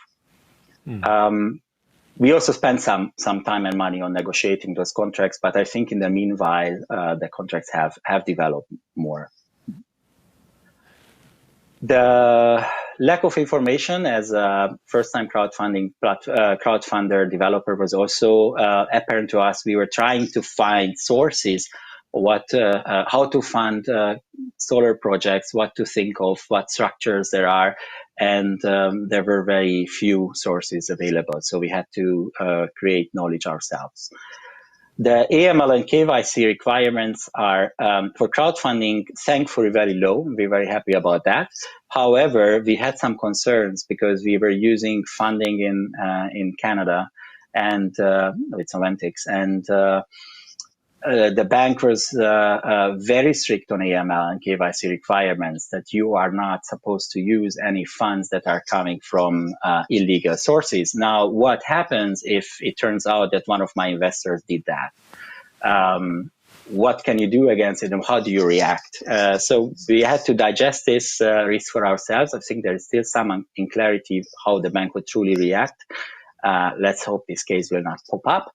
What we solved is we made a statement. When an investor signed up for financing, he had to confirm that his funds are from legal sources. Now, you can say that that's not worth much, but that's what we can or we could do in the past. When we talk about limiting factors, and I'm coming to the end of the presentation soon, one of the biggest problem is, I think, the lack of bridge financing and the unpredictability of the funds. So if we go to a bank or an investor, we very fast can discuss the terms of a funding, on which terms the bank or the investor would be willing to give us the money to construct our projects. And if you go to the crowd, okay, the platform says, okay, you can place this project on the platform, but I can't guarantee you that there will be a fund, even though your project is perfect, because it depends whether the crowd is interested enough or not. And I can guarantee you how long it will take to collect these funds. It could take 1 day, it could take half a year, or up to 1 year. And solar developers want to make sure that the money invested in project development can be recycled in the development of new projects. We don't want to wait long, and solar can be built very fast. It's a very fast business. You need to ensure that you have some other source of capital to bridge this period until the crowd funds are available.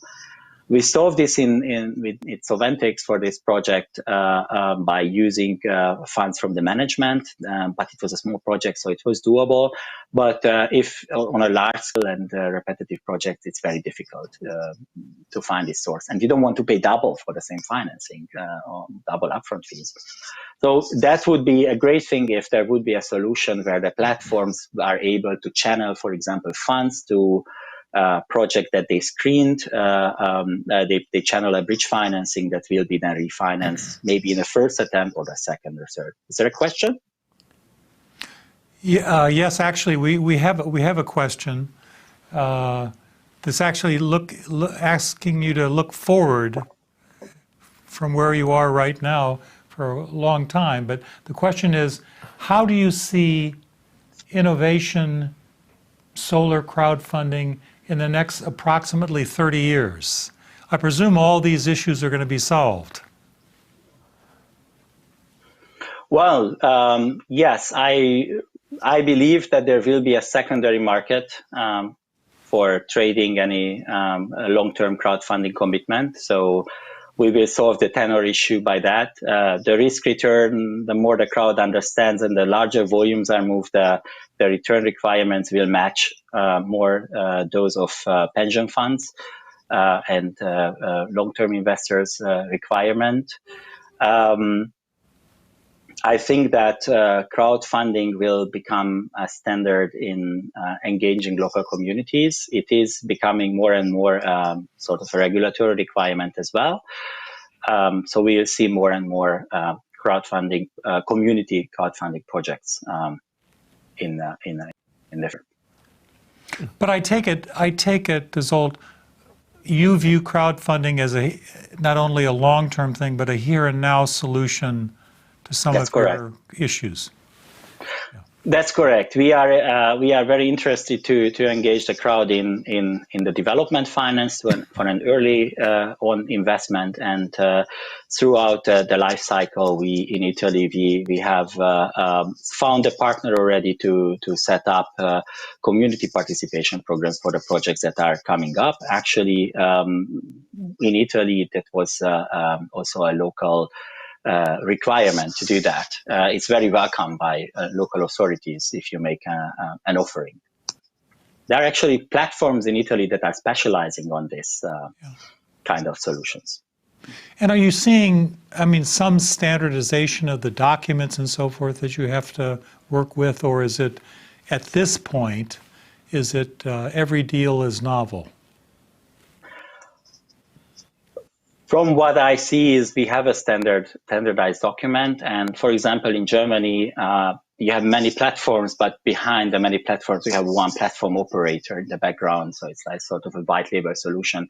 And among those platforms, they are easily able to do multi-platform funding. So if there is a larger volume transaction, then because it's the same contracts, the same system behind it, they are able to gather funds from multiple platforms.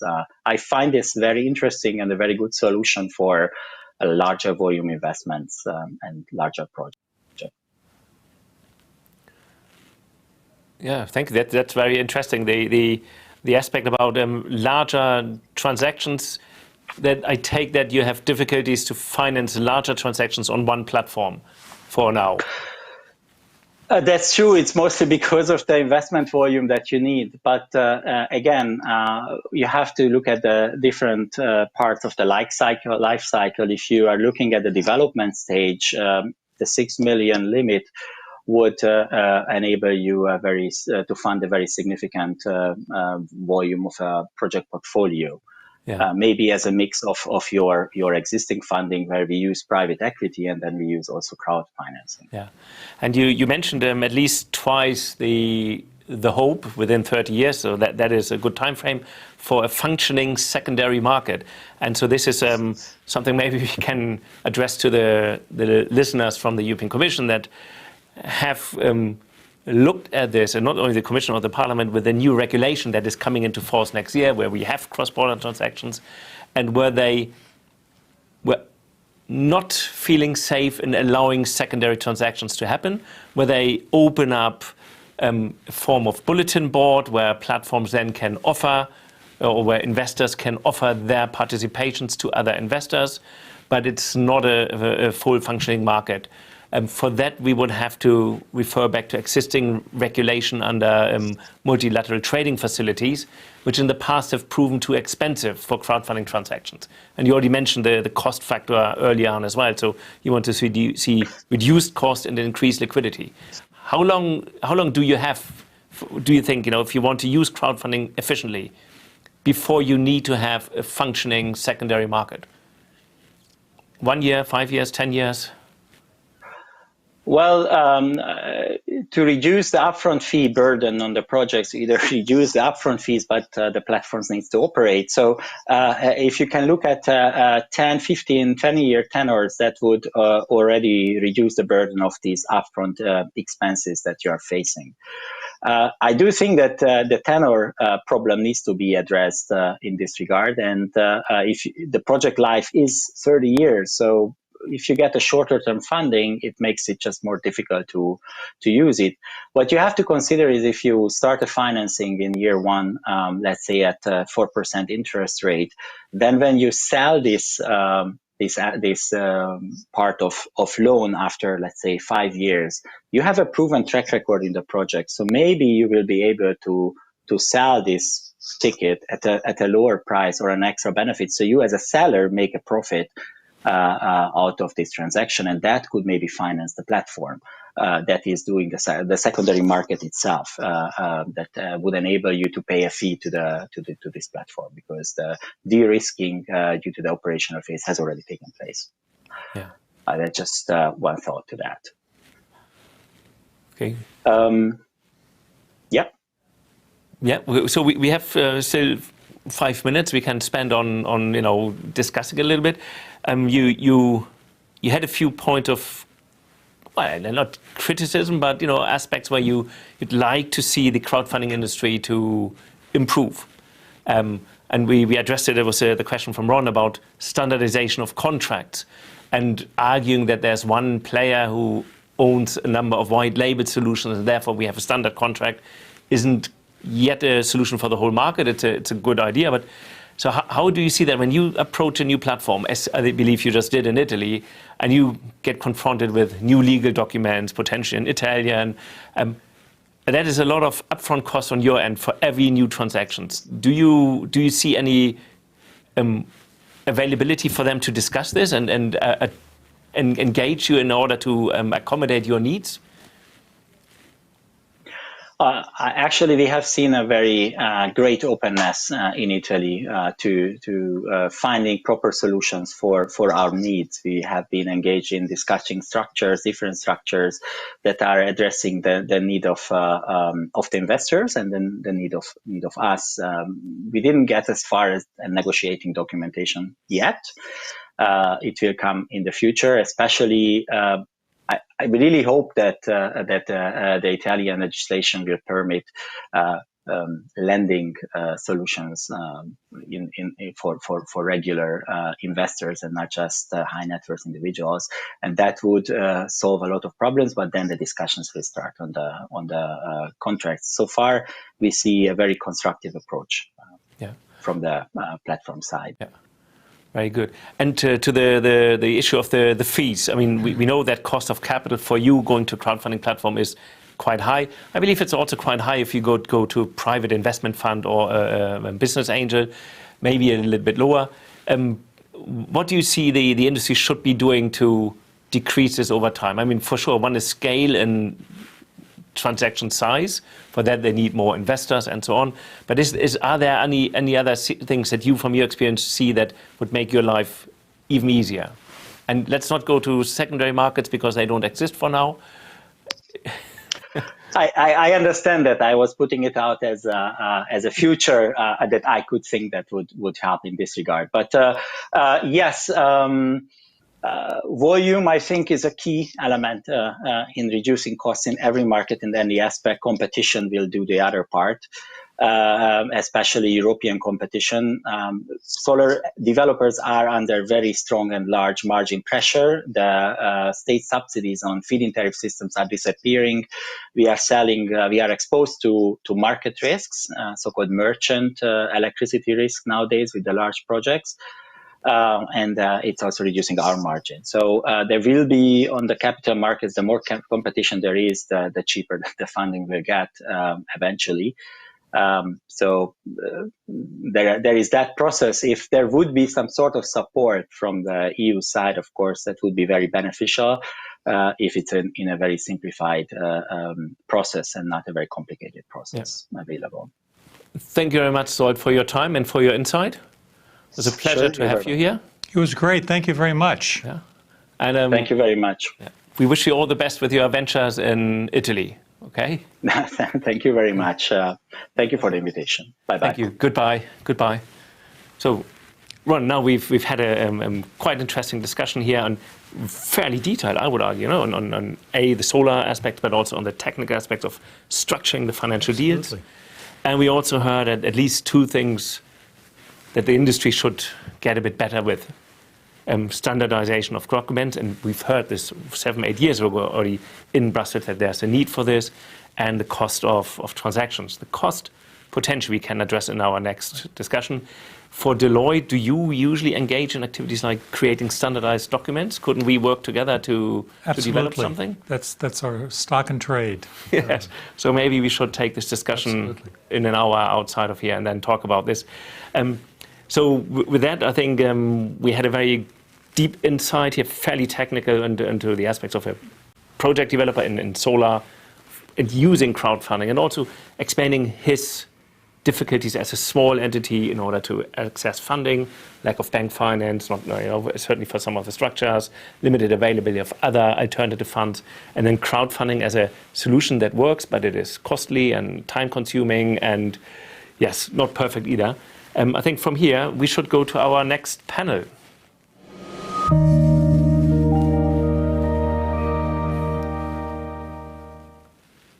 Thank you. And I think now we should have been joining here 3 speakers. I don't know. Hello, can you hear us? Yeah. Yes. Perfectly. Yes, absolutely. Thank you, Perrine, for joining us from the European Investment Fund and taking a little bit the lead in the discussion going on, and Jan-Willem Grandier from One Planet Crowd in Amsterdam and Eva Sadoun from Lighter.co in Paris. Thank you very much. Were you able to following the discussion we just had with the previous speaker? Perrine, did you follow? I must confess only at the start, because Okay. we had some technical issues to sort. That's fine. So I just... we didn't aware. we had a good discussion on how, in this case, a solar developer uses crowdfunding to finance some parts of their projects. And so he also flagged two things, and I think one is actually leading quite well into this discussion, or maybe both. So one was standardization of documents across platforms is lacking a little bit. And Perrine, we had talks about potential standardization around the industry. The other one was, of course, liquidity and more often the cost of crowdfunding for the developer, i.e. platforms, the cost of capital on platforms is quite high, transaction volume is too low. And then he acknowledged, of course, the cost has to be this high because otherwise the platforms cannot grow. They need to finance themselves and they need to pay their own costs. So he understands the costs are high. So I think this is a good lead into your discussion as well, where we will see how, Perrine, you or your institution is trying to address this issue and help a bit. We leave the floor to you, I think. We will be here. We may interrupt you at any time. But otherwise, I would hand over to Perrine to introduce the panel and the discussion and maybe also your organizations. Thank you very much. Super. Thank you very much, Oliver, and to the European Crowdfunding Network for organizing this panel on this topic, which is very dear as well to the European Investment Fund. And I'm really happy that we're able today to showcase two of our investments under the easy capacity building investments, which I'm going to explain. So if my dear panelists allow, I will just make a quick introduction about EIF and how and why we decided to support your two crowdfunding platforms to give the big picture to the audience. And then, of course, I'll give the floor to you to introduce yourself. So I work for the European Investment Fund. We are an EU body. We are part of the investment bank group, and our motto is really improving access to finance to small and medium enterprises. We are not a bank, so we do not invest or lend directly to SMEs, but we work through financial intermediaries. And when I say that we are supporting access to finance to SMEs, it is at really every stage of development of these SMEs. So it can go from the pre-seed stage up until the growth and development stage. And we stimulate the supply of finance through the financial intermediaries by providing different type of financial instruments at the EIF in general. So we have two business lines. One is that the EIF is, first of all, a fund of funds. So we invest into private equity funds, into venture capital funds. We also co-invest with business angels to provide capital to SMEs in specific sectors, and in particular, actually in technology, but not only, and environment. And the second business line of EIF is about debt financing and guarantees. And on this side, we work a lot with banks, a bit less so with non-bank financial institutions. And here we have a product that in which we can share the risk, the credit risk, with the financial intermediary, so that the type of SMEs that have the least access to finance can finally find the funding they need to be created or even to grow. So we have, as I said, we're supporting the SMEs at different stages. And I am part of a division which is called Inclusive Finance. It used to be called Microfinance, and it expanded to a social entrepreneurship finance now. And as you can see on this graph at the most bottom, we are called the Inclusive Finance. So we're trying to stimulate the supply of finance towards vulnerable groups. And at the moment, the two vulnerable groups that have been identified under our program, so the Employment and Social Innovation Program, are the microenterprises, including the self-employed entrepreneurs, because they are usually very asset light, they usually have a very short history, they are sometimes set up by people who have as well a vulnerable socioeconomic background. And the second window of this program, the EASY program, is about social enterprises. And again, this is because this is a type of SME that has been identified as not having an easy access to finance. And under the EASY program, so EIF is in charge of implementing the financial instruments under the EASY program, which is, maybe I forgot to mention it, but is an EU financed program, so with funding from the European Commission. We have three types of financial instruments. We have the portfolio guarantees, so whereby we share some risk on the final clients, so on the final loans given by a given financial intermediary. We also have a funded instrument which will finance the portfolio of loans to the target groups I just mentioned, so either microenterprises or social enterprises. And we have the capacity building investment, which provides equity and quasi-equity funding to financial intermediaries. And it's in this framework that we are supporting One Planet Crowd and Lifecycle. This instrument has a very high risk appetite, which means that once we have identified that One Planet Crowd and Lifecycle were truly and sincerely, in fact, serving social enterprises as per our definition, we were able to take the risk at a pretty early stage in their development, or let's say even at a critical stage in their development, for them to scale up and to reach out to more SMEs, to provide financing maybe at more affordable conditions, in a more friendly way or in a more efficient way, and to be able to expand. And this is part as well of one of the objectives of EASY. The EASY program is to lead the transformation of society towards a more sustainable environment. So both on the social and environmental side, in fact, because I talked about social enterprises, but in fact, under the umbrella of social enterprises, we also have the environmental companies. So in the field of circular economy, in the field of organic food. So that's the context.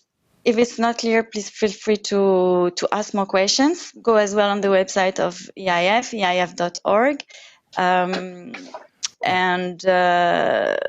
There's a quick question here from the audience. Yes.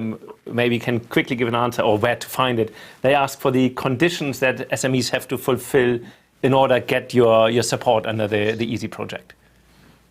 So we are not directly funding or investing into SMEs. So you would have to go on the EIF website, where you can actually find the list of financial institutions and intermediaries and crowdfunding platforms with which we work, which means that these financial intermediaries have been are being supported by EIF through private equity, through guarantees, or quasi-equity direct funding. And they would probably be incentivized and in a good position to lend to these SMEs. Yeah, very good. And I have one question. Maybe it's a bit mean, but we had a lot of discussion yesterday from the Commission and the Parliament, and this morning as well from Raphael from Deloitte, on the sustainable finance and the ESGs, and how investors, pension funds and even private equity, and start measuring their investments under these types of frameworks that has been developed in the taxonomy.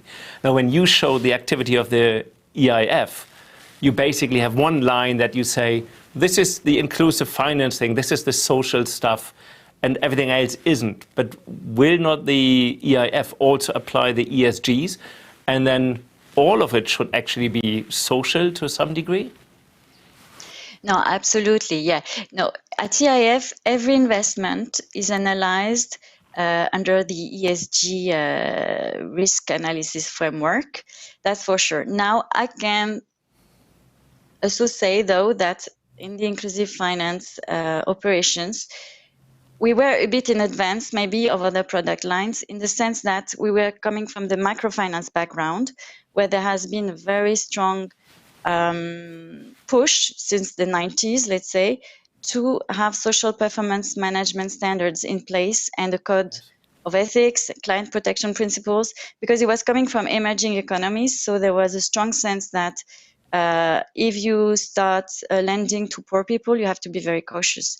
So then as well, this expanded as well into Europe. So let's say that the microfinance practitioners have this strong belief that ESG should be part of every investment decision, because this is a standard in the microfinance industry. And by extension, let's say, the EASY program and the inclusive finance activities have always had this at heart to look at it from an ESG perspective, but it actually goes beyond. But otherwise, I can reassure you that EIF, yes, is applying, of course, all the ESG parameters. And our new strategy, in line with everything you've already heard from the EU representatives yesterday, and probably again tomorrow from EIB, is that, yes, we are aligning with the Paris Agreement. We have anyway the outside pressure from all our stakeholders, the member states, but also the civil society. So I think, I can't remember who said, the person from Deloitte in the first part of today's session, to say that we cannot go back for sure in sustainability, and that's a very good thing. So, and we are fully aligned, and we have to show, to be an example, of course, to the rest of the market, that we are applying very strong standards in ESG and in sustainable finance. Yeah. Okay, thank you very much. So then let's go to your panel and hear about the most innovative part of the EIF activities. Thank you. Exactly. So I'd like first to ask Jan Willem and Eva, maybe ladies first, Eva, to introduce yourself and to tell us, actually, because the two of you are quite young platforms, why did you decide as well to position yourself on this segment? And what is your role, you think, of a crowdfunding platform in promoting sustainable finance? Hi. So yes, I'm Eva. I always be really passionate about how we could create a new disruptive financial market where the center of the market is not the performance and the rentability of some shareholders, but it's really financing the real economy and be directly linked to a new change of how the economy should behave in the future. So this is why I started LITA. My other point were that a reason why the financial market is behaving this way and why we face so much financial crisis is that people and individuals are not really aware on how finance is working, on how a company is working, and how their savings are working, and how they are financing or not the economy that they want to support. So for us, the crowdfunding tool, before LITA, I worked also on a microfinance platform in India called Rangde. And when I started, I was only 23 years old. I was not on the capacity to launch a bank. So the idea of a platform that connects individuals, professional investors, and companies in Europe, for me, the European market were really a positioning that we wanted to have at the early beginning. Today we are based in Belgium, Italy, Luxembourg, and France. And for us, it was really important because we think that the future of the economy is in Europe. A model where sustainable is not only a CSR criteria, but it's at the center of a company. So this is why I started Solita.co. What about you, Jan Willem, at One Planet Crowd? How did the idea come up, and how do you think a crowdfunding platform can contribute? Yes. First of all, thanks for having me. I think, well, I wasn't there from the beginning, to be honest. So One Planet Crowd is an initiative of Start Green Capital, and they started in 2006. They started with two funds, primarily based on sustainable consumer products, and also one fund on clean tech.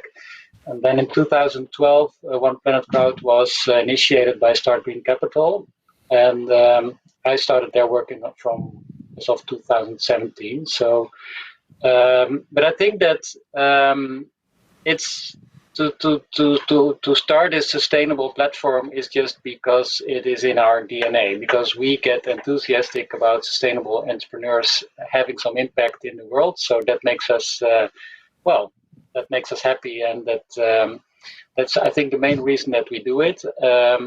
And I think of course it's all a combination between as well economic returns as sustainable impact, because we still are a platform trying to finance companies and to have a solid financial return.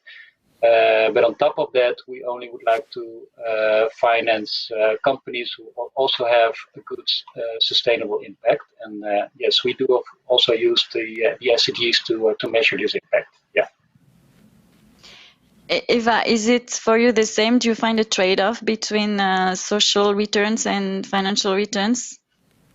Or no? I'm not really dogmatic. I think that the different types of project that we could meet can have a different version and vision on how their financial returns should be linked to their impact. I will give an example. For instance, on the platform, for instance, environmental real estate projects, renewable energies, etc. It's projects that where we can bring to investors, to shareholders, return that are really quite high towards the market, like to 5 to 8%, because the energy project and the real estate project can give this type of return.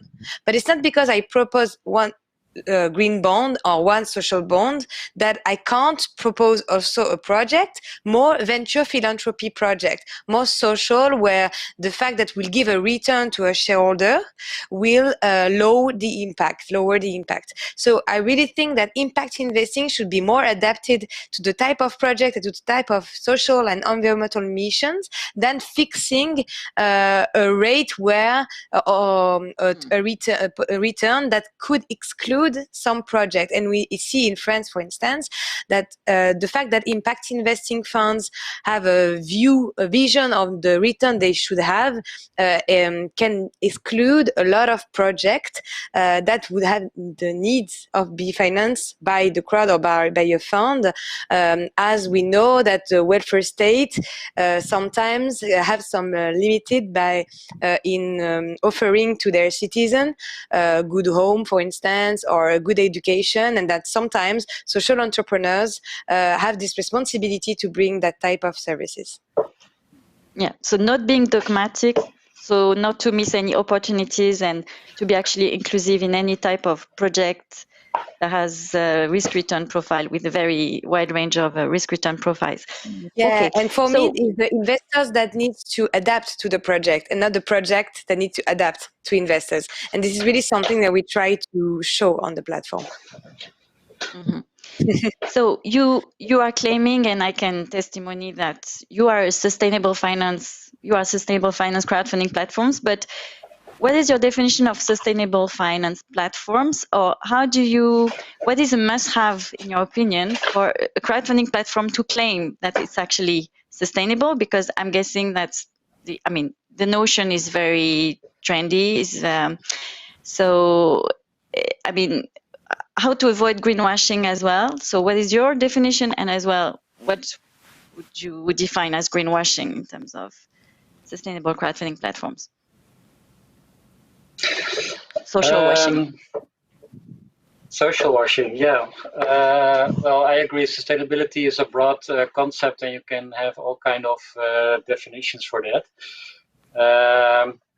I always have to read it a little bit because it's difficult to remember for me the way we see it, but we see it as sustainable economy is an economy that does not exhaust itself. And that's also what's very important is that every person can participate to its fullest potential. So I think that's already a very broad concept. I used to work before for ASN Bank, for example, and that's a sustainable bank in the Netherlands. And people are always thinking that sustainability is only about sustainable energy, about green things. And for me, sustainability is about a world where we do not exhaust exhaust the earth, but we also do not exhaust it for future generations. So it's very broad, but that's why I also like the concept about the Sustainable Development Goals, because I mean, what is not in the Sustainable Development Goals? It's such a broad concept of having an impact.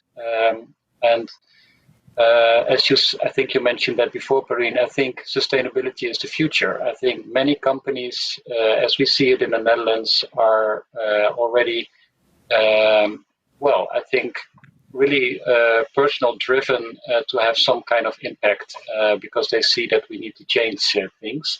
So I still believe that we are not very dogmatic. I also think it's sometimes a bit, it's not black and white. Sometimes it's gray. So sometimes we do have discussions internally about whether we should invest in some kind of in this product or not. Sometimes that's even a difficult discussion because, of course, we are a scale-up platform, so we also need to grow and we need to do more investments. But sometimes we make hard decisions because we don't think it fits. Our strategy doesn't fit our goal, and sometimes we say no to these kind of projects. And that can be either, again, on sustainable measures as well as, of course, risk or economic measures. So that decision can be made on those, of course. Yeah, for me, the three criteria, I would say, the first one is that the projects are sustainable. So the way we analyze it, it's that they need to have the 4 pillars: social impact, environmental impact, sharing values, and sharing the power of decision into the company. So based on that 4 pillars, we have some criteria to define if the project is social or sustainable or non-sustainable. The second one that is often forgot by investors is to invest in a sustainable way. So invest long term, adapt your return on investment based on the growth of the company, and also sharing the value that you get with all the stakeholders of the company. So not only shareholders and founders, but also with employees and with the people that are impacted by the company. And the third way to be a sustainable platform is to be yourself a sustainable company. So to have those criteria even for you. So share the value, the power, have an impact. The problem that we face today with Lita, for instance, on this 4 pillar is more on the IT. We face a huge trouble transferring to total green IT, meaning having a communication that is sustainable, because we know that there's a monopolistic situation with Google, and that is really complicated to do marketing without using those tools, or to have really sustainable servers, etc. So this is the last thing that we are going to face, but it's really important when you promote sustainable consumption and investment, be yourself a sustainable company. Yeah, so the ecology, let's say, of the company itself, you make sure, and you apply it to the ESG as well, standards and sustainable principles to your own organization. Jan Willem, you mentioned the Sustainable Development Goals. How does it fit into your analysis, in your communication, and in which actually, on which of the SDGs are you most active? Is there a specific trend or in this regard?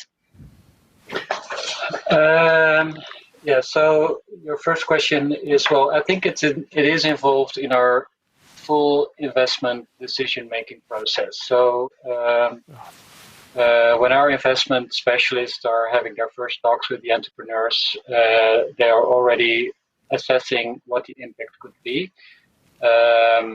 So what we created a methodology with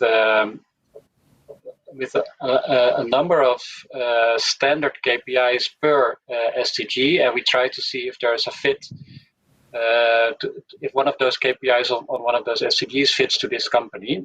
And of course, this can be also another KPI, but we try to standardize it as much as possible. So what then happened when the investment proposal gets more definitive, there will be a proposal to the investment committee, and then the KPIs and the actual impact on those one, two, or maximum 3 SDGs will be part of the investment proposal, and it's a specific item that needs to be approved by our investment committee. And once we publish the investment proposal on our platform, it's also a very prominent thing, so people can that they know what they invest in. So we are still quite a young company, and we are also a small company. So we are very ambitious, but we also have to do it with a limited number of people. So what we are doing, preparing actually still for 2019, is that we are preparing our first sustainable report where we will give an insight on the actual impact per sustainable development goal. Traditionally, your second question about on which goals we are most active is that I think traditionally we are very active still on the sustainable energy part, also on equality, gender equality, and well, all kind of sustainable products. I don't know exactly from my heart which number that is, but and the fourth part is care. So we are investing a lot in like the family homes, for example. So those are small entrepreneurs who have a social enterprise for taking care of young people in family homes, and that is something that we are, well, we have quite some track record on that part as well. Okay. Eva, SDGs, long story. Yeah. So yeah, we use the SDG because for us it's the only framework where we can report something that will interest institutions, and so for each project we tag the SDGs that they are trying to face, and we try to evaluate and measure the social impact after the financing based on these SDGs, and to give an overview for the investors, of all the SDGs that is portfolio gather and the impact, consolidated impact on each SDG. So this is the work we are trying to do. And for the SDGs that we are more focused on, I see that the top for us is sustainable cities and community, responsible consumption and production, reduced inequality and decent work and economic growth. We try to have more impact also on action against climate change, but it's true that when you are financing SMEs, you are quite limited to target this goal, and this is something that we discussed into the company, and this is also the reason why we are launching in a few months, in September, an app where everyone will have an overview on the environmental impact of all their savings. It's because we think that if we want to have an impact on climate change in finance, the best way is to really have direct impact on all the savings and to help people knowing how they need to transform their investment politics if they want to have a real impact on finance.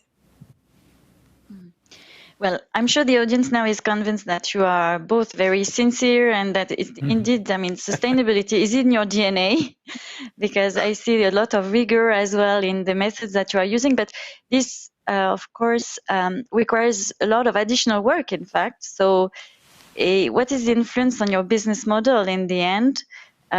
You've made, I guess, you are positioned on a niche which requires extra work. You're doing it because you look like you really truly believe in it. But what is the concrete, operational implications, but also maybe financial implications as compared to other standard crowdfunding platforms, which are maybe using more automated methods to source and to analyze the projects to put up on a platform? Eva, you want to start? Okay. Okay, no problem. So the business model is quite simple. It's the same as the other platform, but this is true that the work that we are providing is way higher. But in the end, for it, it's a more business model opportunity, because we see that the platform that didn't really focus on analyzing well the project that they were financing today. I will not give their name, but there are a few of them that doesn't exist anymore, and they were quite big in Europe.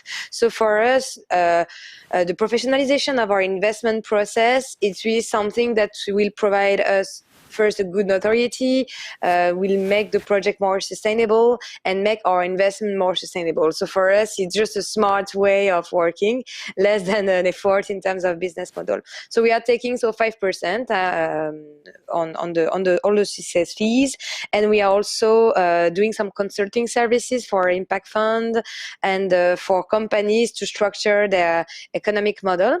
And we also have a tool with a recurrent business model that for companies, they use this tool in order to manage their community of investors, to sell some reporting, to make people vote on the general assemblies, to promote a new bond, for instance, that they want to offer to investors, to manage all the reimbursement and etc. And to use this tool that is way more strong sometimes than just managing yourself, your community of investors. I often give this example. I think it's easier for a company on Lita to manage 200 investors on the platform than for me to manage only 15 investors for my company directly. So it's really a tool that is really powerful. And even I think on Lita, they give a better experience to their investors, because we are sharing a lot of reporting, etc. That sometimes when you are an entrepreneur, you don't have time to think about sending all your reportings, etc. So it's really a powerful tool, and that's it. So that's how you make things more efficient for you. Yeah.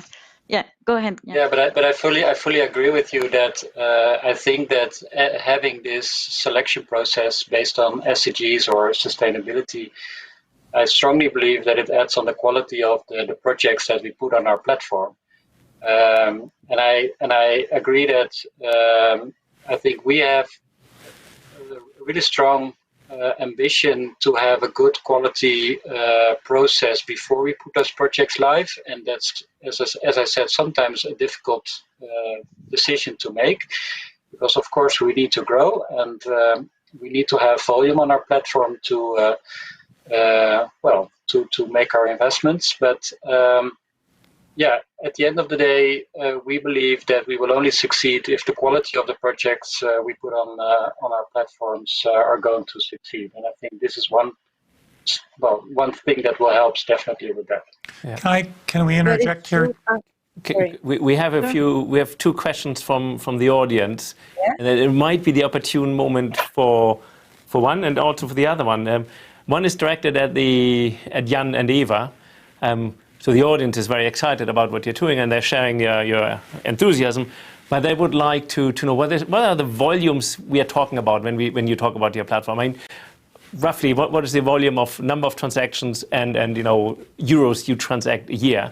And maybe not related to that, but not unrelated, Perrin, some of our viewers, potentially competitors, wonder what your criteria is when you assess platforms like these before you onboard them into your program. So maybe Eva and Jan Willem, you can talk a bit about your volume and your value, the volume of transactions in both monetary and numbers. And Perrin can maybe share some of the due diligence she does on you and the way she picks platforms before they enter the program. Thank you. Jan. Hey, ladies first again. Yeah. Ladies first. There you go. Okay. I think it's the old world. Yes. Well, in that case. I'm kidding. So the volume in France, we financed 100 projects and 40 million euro were raised towards individual investors. It's true that we have also another activity that I didn't mention, is that we have like an investment bank also, where we organize fundraising, but towards institutional investors investors, where we have raised quite more. In Belgium, it's among 8 million that they have raised already. Luxembourg, we're going to launch the platform at the end of the year, and Italy just started. So it's quite new. It's among 1 million, I think they raised already. And this is also a reason why, and it was also something I wanted to say. We see that the business model that we have make us sometimes have some trouble to have the salaries of the market, of the financial market. So this is also why we are going to launch a fund soon that will co-invest into every project that we have on the platform in order to push our investments and to have the capacity to invest ourselves. Thank you. Jan? Well, we have raised until now about 62 million euros. I must say, the last years we have been focusing on loans and convertible loans. Since the end of last year, we are operating under MiFID II as well, so now we can do bonds and equity. But we will not be focusing on equity, to be honest.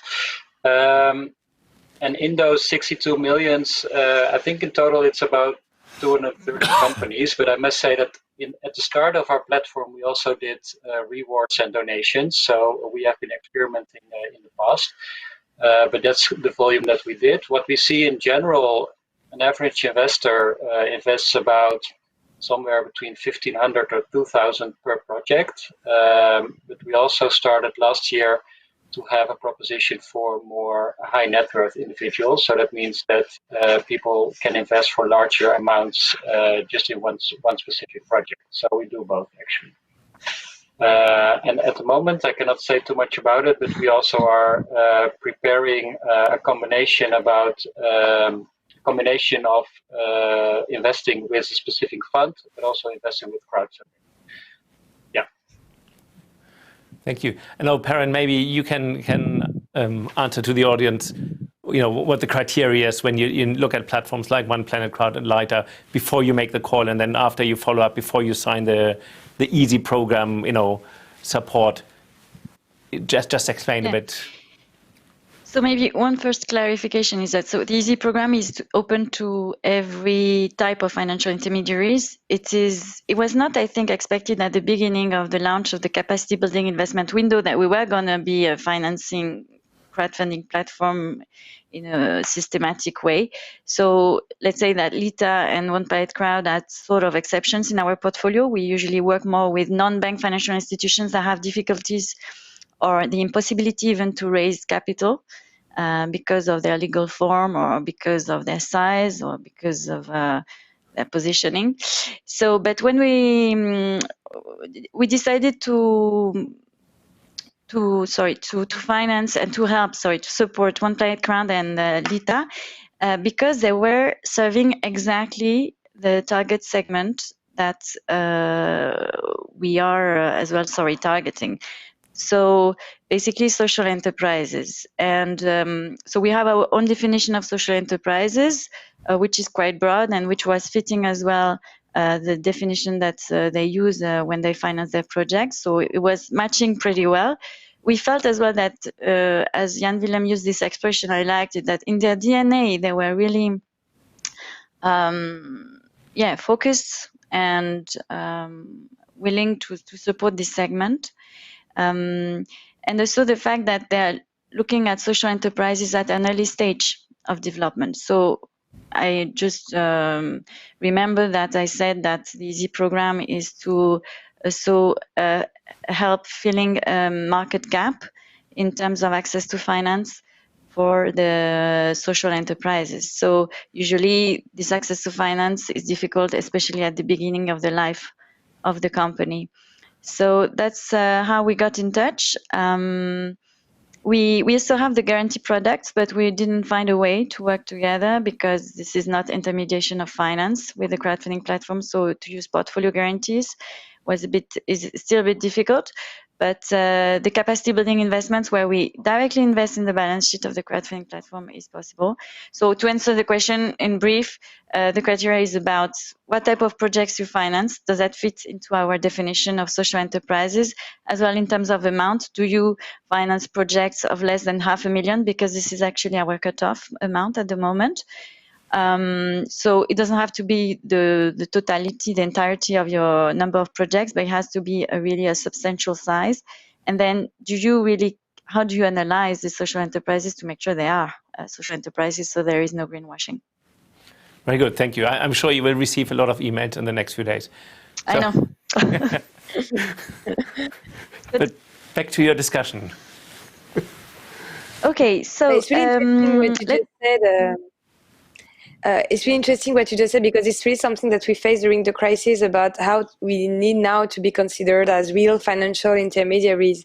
Because we thought, for instance, during the crisis that there were a lot of programs helping financial intermediaries, helping the banking sector into supporting the SMEs, etc. And they needed to be transfused to even move and to help the companies. And we saw that on the platforms, we had the highest months of our life during the COVID crisis, because people were really sensitive to the fact that now they want that the economy to look like the company that we have on the platform, and not like the economy we're trying to promote, for instance, in France, an economy where we don't have the capacity to product something to protect ourselves, etc. So they are really sensitive to that, and we are really waiting for institutions, France and Belgium and European institutions, to really support the crowdfunding platform doing more and more of what they need to do, and to have guarantees, etc., to offer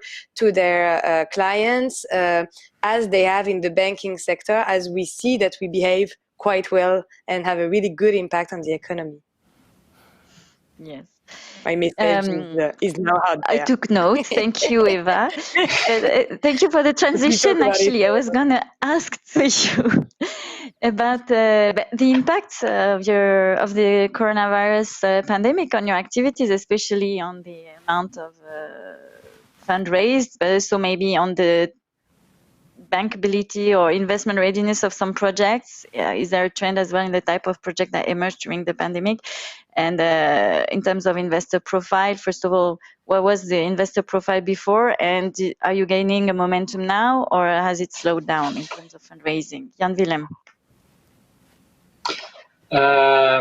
Well, in terms of fundraising, what we see is when we have projects online, we see that it is a bit slower than before Corona, because before the COVID-19 crisis started, I think, well, once we put a project on our platform, well, it differs. Sometimes it was like a few hours, and other times a few days before we funded a project. Since COVID-19, we see that sometimes it takes a bit more time, although some projects also, we had some project that was also invested in a couple of hours. But from the entrepreneur side, we see that things are definitely a bit more slower. We see that in the Dutch market as well, but we also see that on our platform. I think during the first weeks after the lockdown, well, entrepreneurs were more, I think, in a shock, and also a bit in an survival mode to see, okay, what is happening? How is it impacting my business? And what shall we do to survive? And they were more busy with that instead of investing in new projects. And that's, of course, where we come in. I mean, our job is to help them financing their investment proposals. So yeah, things from the entrepreneur side, things are definitely more slow than before COVID-19. Yeah. Eva, same effect on you, or?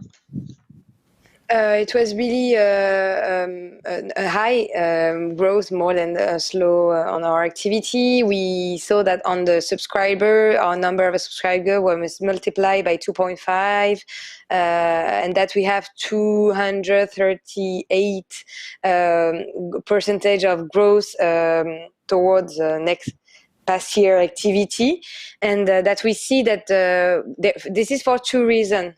on the side of the project, the first reason is that social companies has not the same way to finance themselves as the tech industry, meaning they are not really fan of big fundraising, etc. So when the COVID crisis arrived and that the banks were supposed to support those projects, they faced the definition on the European definition on the financial solidity, and it was really a problem for them because they were undercapitalized. And when you are undercapitalized, you look like a company in difficulties towards the financial definition. So they needed to be recapitalized in order to access to the fund proposed by the bank. So this was the first reason why they needed our support. And the second one is that the crisis revealed that we needed them in order to target some issues like health in the bad in the precarity neighborhood, poor neighborhood, like short circuit in the food industry in order to not to miss some type of food based on the shutdown of the frontier. Also on the social medical sector, they needed also to grow their activity in order to support more old people. And the last sector that were really moving, it was the textile also sector. A lot of companies needed to change their value chain in order to adapt to the needs of different masks, etc. So they needed a lot of new capital in order to push and accelerate their activity. So we see that when there's a crisis, social and environmental companies are really needed. So they needed funds, and in front of that, there were a lot of investors, private investors, that needed to be useful into the company. They were like at home and they didn't know what to do or how to support people and the economy during this crisis. And it was really a good way for them to participate into the social impact during the crisis, because we faced also a lot. Another problem is that in France, most of the funds are also financed by the financial market, and as the financial market collapsed at one point, they couldn't invest during this period. So the project and the company needed the investors and the private investors in order to fill the gap that they created. Mm-hmm. Voilà. Very good. Thank you. Okay, so actually the topic of the day is making crowdfunding sustainable, if I'm right, Oliver. And amongst others, yes. Yes, among others, sorry. And I was wondering, then what are your expectations for the future in terms of competition? And is it something that is actually desirable, that most of the crowdfunding platforms go towards sustainability, or do you see it as a threat or as an opportunity?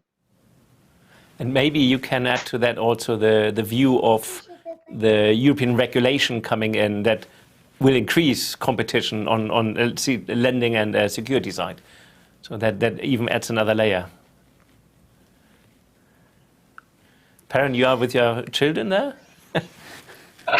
I am really sorry. Yes, that's okay. I good. Have my bring her into the call. That makes it all more fun.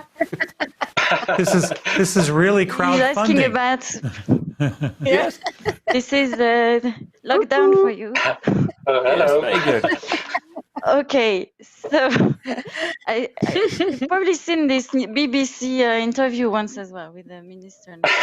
Yeah, but look, we are less formal. We take this. Okay, this is we are crowdfunding. We are talking about the future and sustainability. So this little man there, future generations. That's the person we are doing all this for. So let him have a yeah, that's true. So can you repeat your question then? No, I just wanted you had asked a question to the panelists, and I just they should add to this the dimension of the ECSP, the European regulation that is coming next year, which will of course, add yes, another layer of competition and complexity in terms of language and so on. So the floor is yours, Jan. We are in the modern days. Yeah. Men's first. All right, finally. No, just joking. Well, I think personally, I believe that sustainability is becoming more mainstream. I mean, I think every company, but also specifically the finance sector, there's more and more regulation about to report on their impact they're having. So what my personal opinion is that also the more standard financial sector will, at the end of the day, move to a more sustainable proposition. And I'm not quite sure whether that is, first of all, that's a good thing. So, of course, but in terms of our positioning, if that's a threat or not, I think that investors and the crowd is very engaged in what we are doing. They're engaged to our platform, and they're also engaged in supporters of the companies they're investing in. And what is really important, I believe, is that the crowd believes what you're doing, believes your story, believes your strategy, and they are willing to to engage and to be a committed investor on our platform. So yeah, I think it's a good thing that sustainability becomes more mainstream, and I don't see it as a threat. Regarding your question about European legislation, well, we think that it's inevitable that there will be a more European market. So we think there will be a more European crowdfunding platforms. There will be more cooperation between different crowdfunding platforms, and that's also, I think, a very necessary way, because at the end of the day, it requires quite some investments to create a good crowdfunding platform.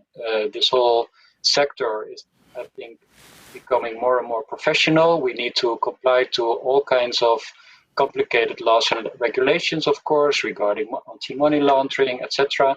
So all these kind of things require investments, and that means that we need volume to become also financially sustainable and to become profitable. So yeah, I have good faith in what the future will bring, and I also think that it will happen on a more European level than it is today. Yeah, me too. I'm quite happy about this new European regulation. I think it will make everything more simple. I will give an example on our development in Italy. It was crazy. I mean, there is today a European passport based on payment, and regulators in Italy refused one company that has the European passport. And so we see that today on the Capital Market Union, there's a lot to do, and it's great. If there is a European passport on crowdfunding, it will make things really easier. But I don't think that it will change the way we evolve, because it's true that today we create company on each country in order to fill with the European, the local regulations. But in the end, we see that the fact that we have a company in each country, it's really an asset, because we have partners that integrate the equity, etc. For instance, in Luxembourg, we'll have the Grand-Duché, the Ministry of Economy, Finance, Law and Ecology joining the equity of the platform. In Belgium, we have a local foundation and a local ethical bank and huge impact investors well known in Belgium. In France, we have impact investing funds and sustainable asset managers joining the equity. And this is also a key success factor for the development of the platform. And we see, for instance, in France, that we need to be more regionalized if we want really to do good, to do our business good, because crowdfunding is not only digital. It's a lot of meeting between analysts and companies. It's a lot of calling between investors and advisors, etc. And this, it's an activity that needs to be locally. So it's true that the European regulation will help us a lot and stop a part of the bureaucracy that we face on our little volume. But it will not change the fact that we will need money and teams and staff to develop in each European country. But what will be good is that we can also develop more collaboration between platforms around Europe. For instance, in our in our region, we are the only ones, but I know that there's good platforms in Spain, good platforms in the Netherlands, and we are thinking about looking at Eastern Europe, and I think it will really increase those collaborations too. Okay, and what about, but do you see more platforms emerging that may compete with you? Because there is, at the moment, I have the feeling, a limited pool of projects that are maybe ready to go on platform, or do you think this pool will be big enough and you'll be able to share the pie and you will just maybe position yourself on different segments? I think that in Lita we are quite aggressive. Our strategy is quite aggressive because we have in each country the main actors joining the equity. I'm repeating it because it's really our key success factor, and it's more that block competitors to come is more that we have now a positioning and quite straight, and we are working with the good partners.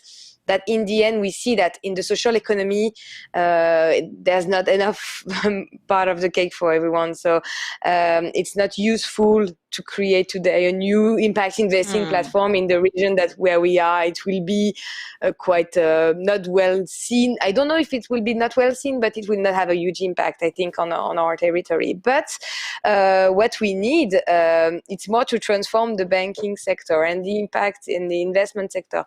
And I think this is something that we will see in the future, not make new platform coming, but this tool being more used by the classical financial actors in order to create more link between their investors and their project and their épargnants. I mean the people that putting money on the bank and the lenders and the companies that take the loans. So I think it would be a useful tool, but we will also always need independent actors on the side. And I hope, and this is why also I'm the co-chair of a big movement in France on social and environmental entrepreneurship. We need that also the classical economy to transform. So I hope that in several years, social and environmental economy will be 20%, 25% of the SME market, and then we will have the needs of new actors in order to help them to convert and to transfer their activity into a more sustainable activity. Mm-hmm. Okay, Oliver, should I close or can I? Yes, I think we have just a few minutes left. So I mean, unless you have something super urgent. I just wanted Jan-Willem to comment maybe on the partnership with banks, because I think for them as well. Yeah, okay, that is good. And then I have a very short question to you, and then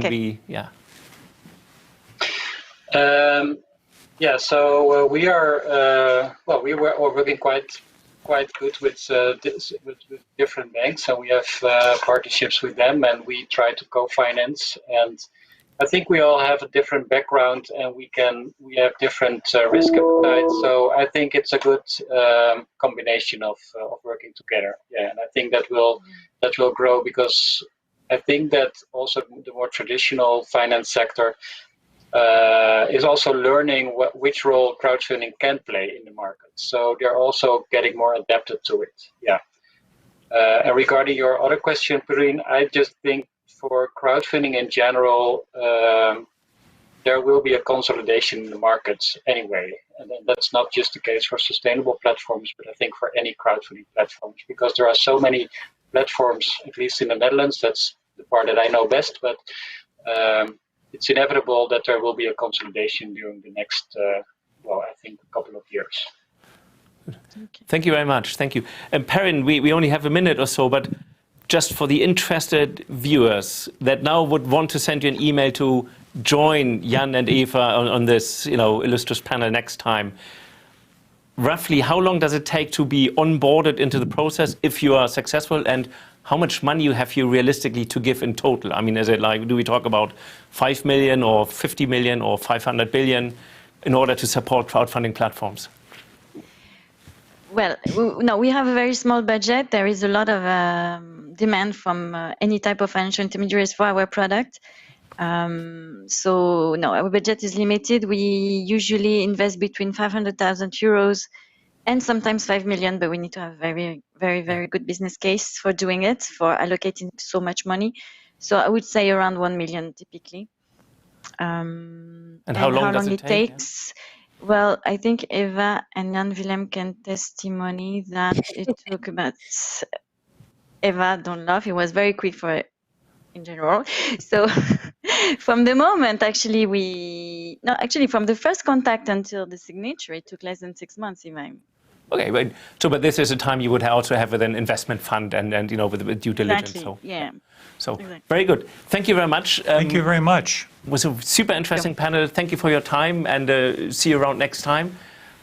We say goodbye to you, and thank you. Thank you very much for the invitation. This was a fantastic panel again. We have to go to our wrap up really quickly.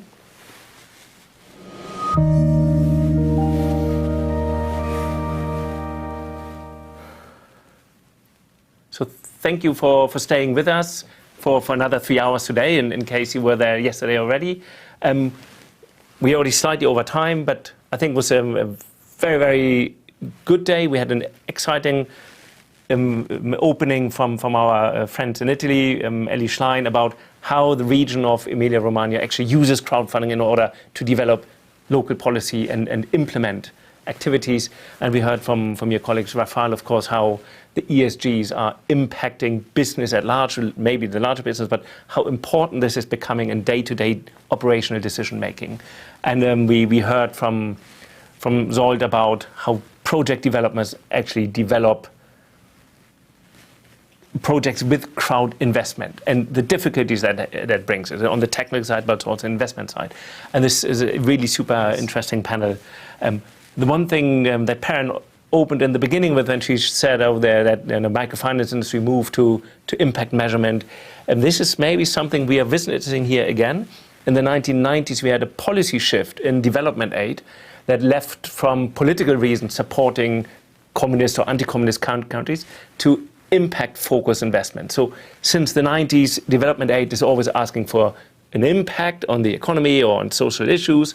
Before then, it was on political reasons. And so now maybe we see another shift in paradigm, moving from capital creation only to creation of sustainable values as well as creation of capital. That would be my hope.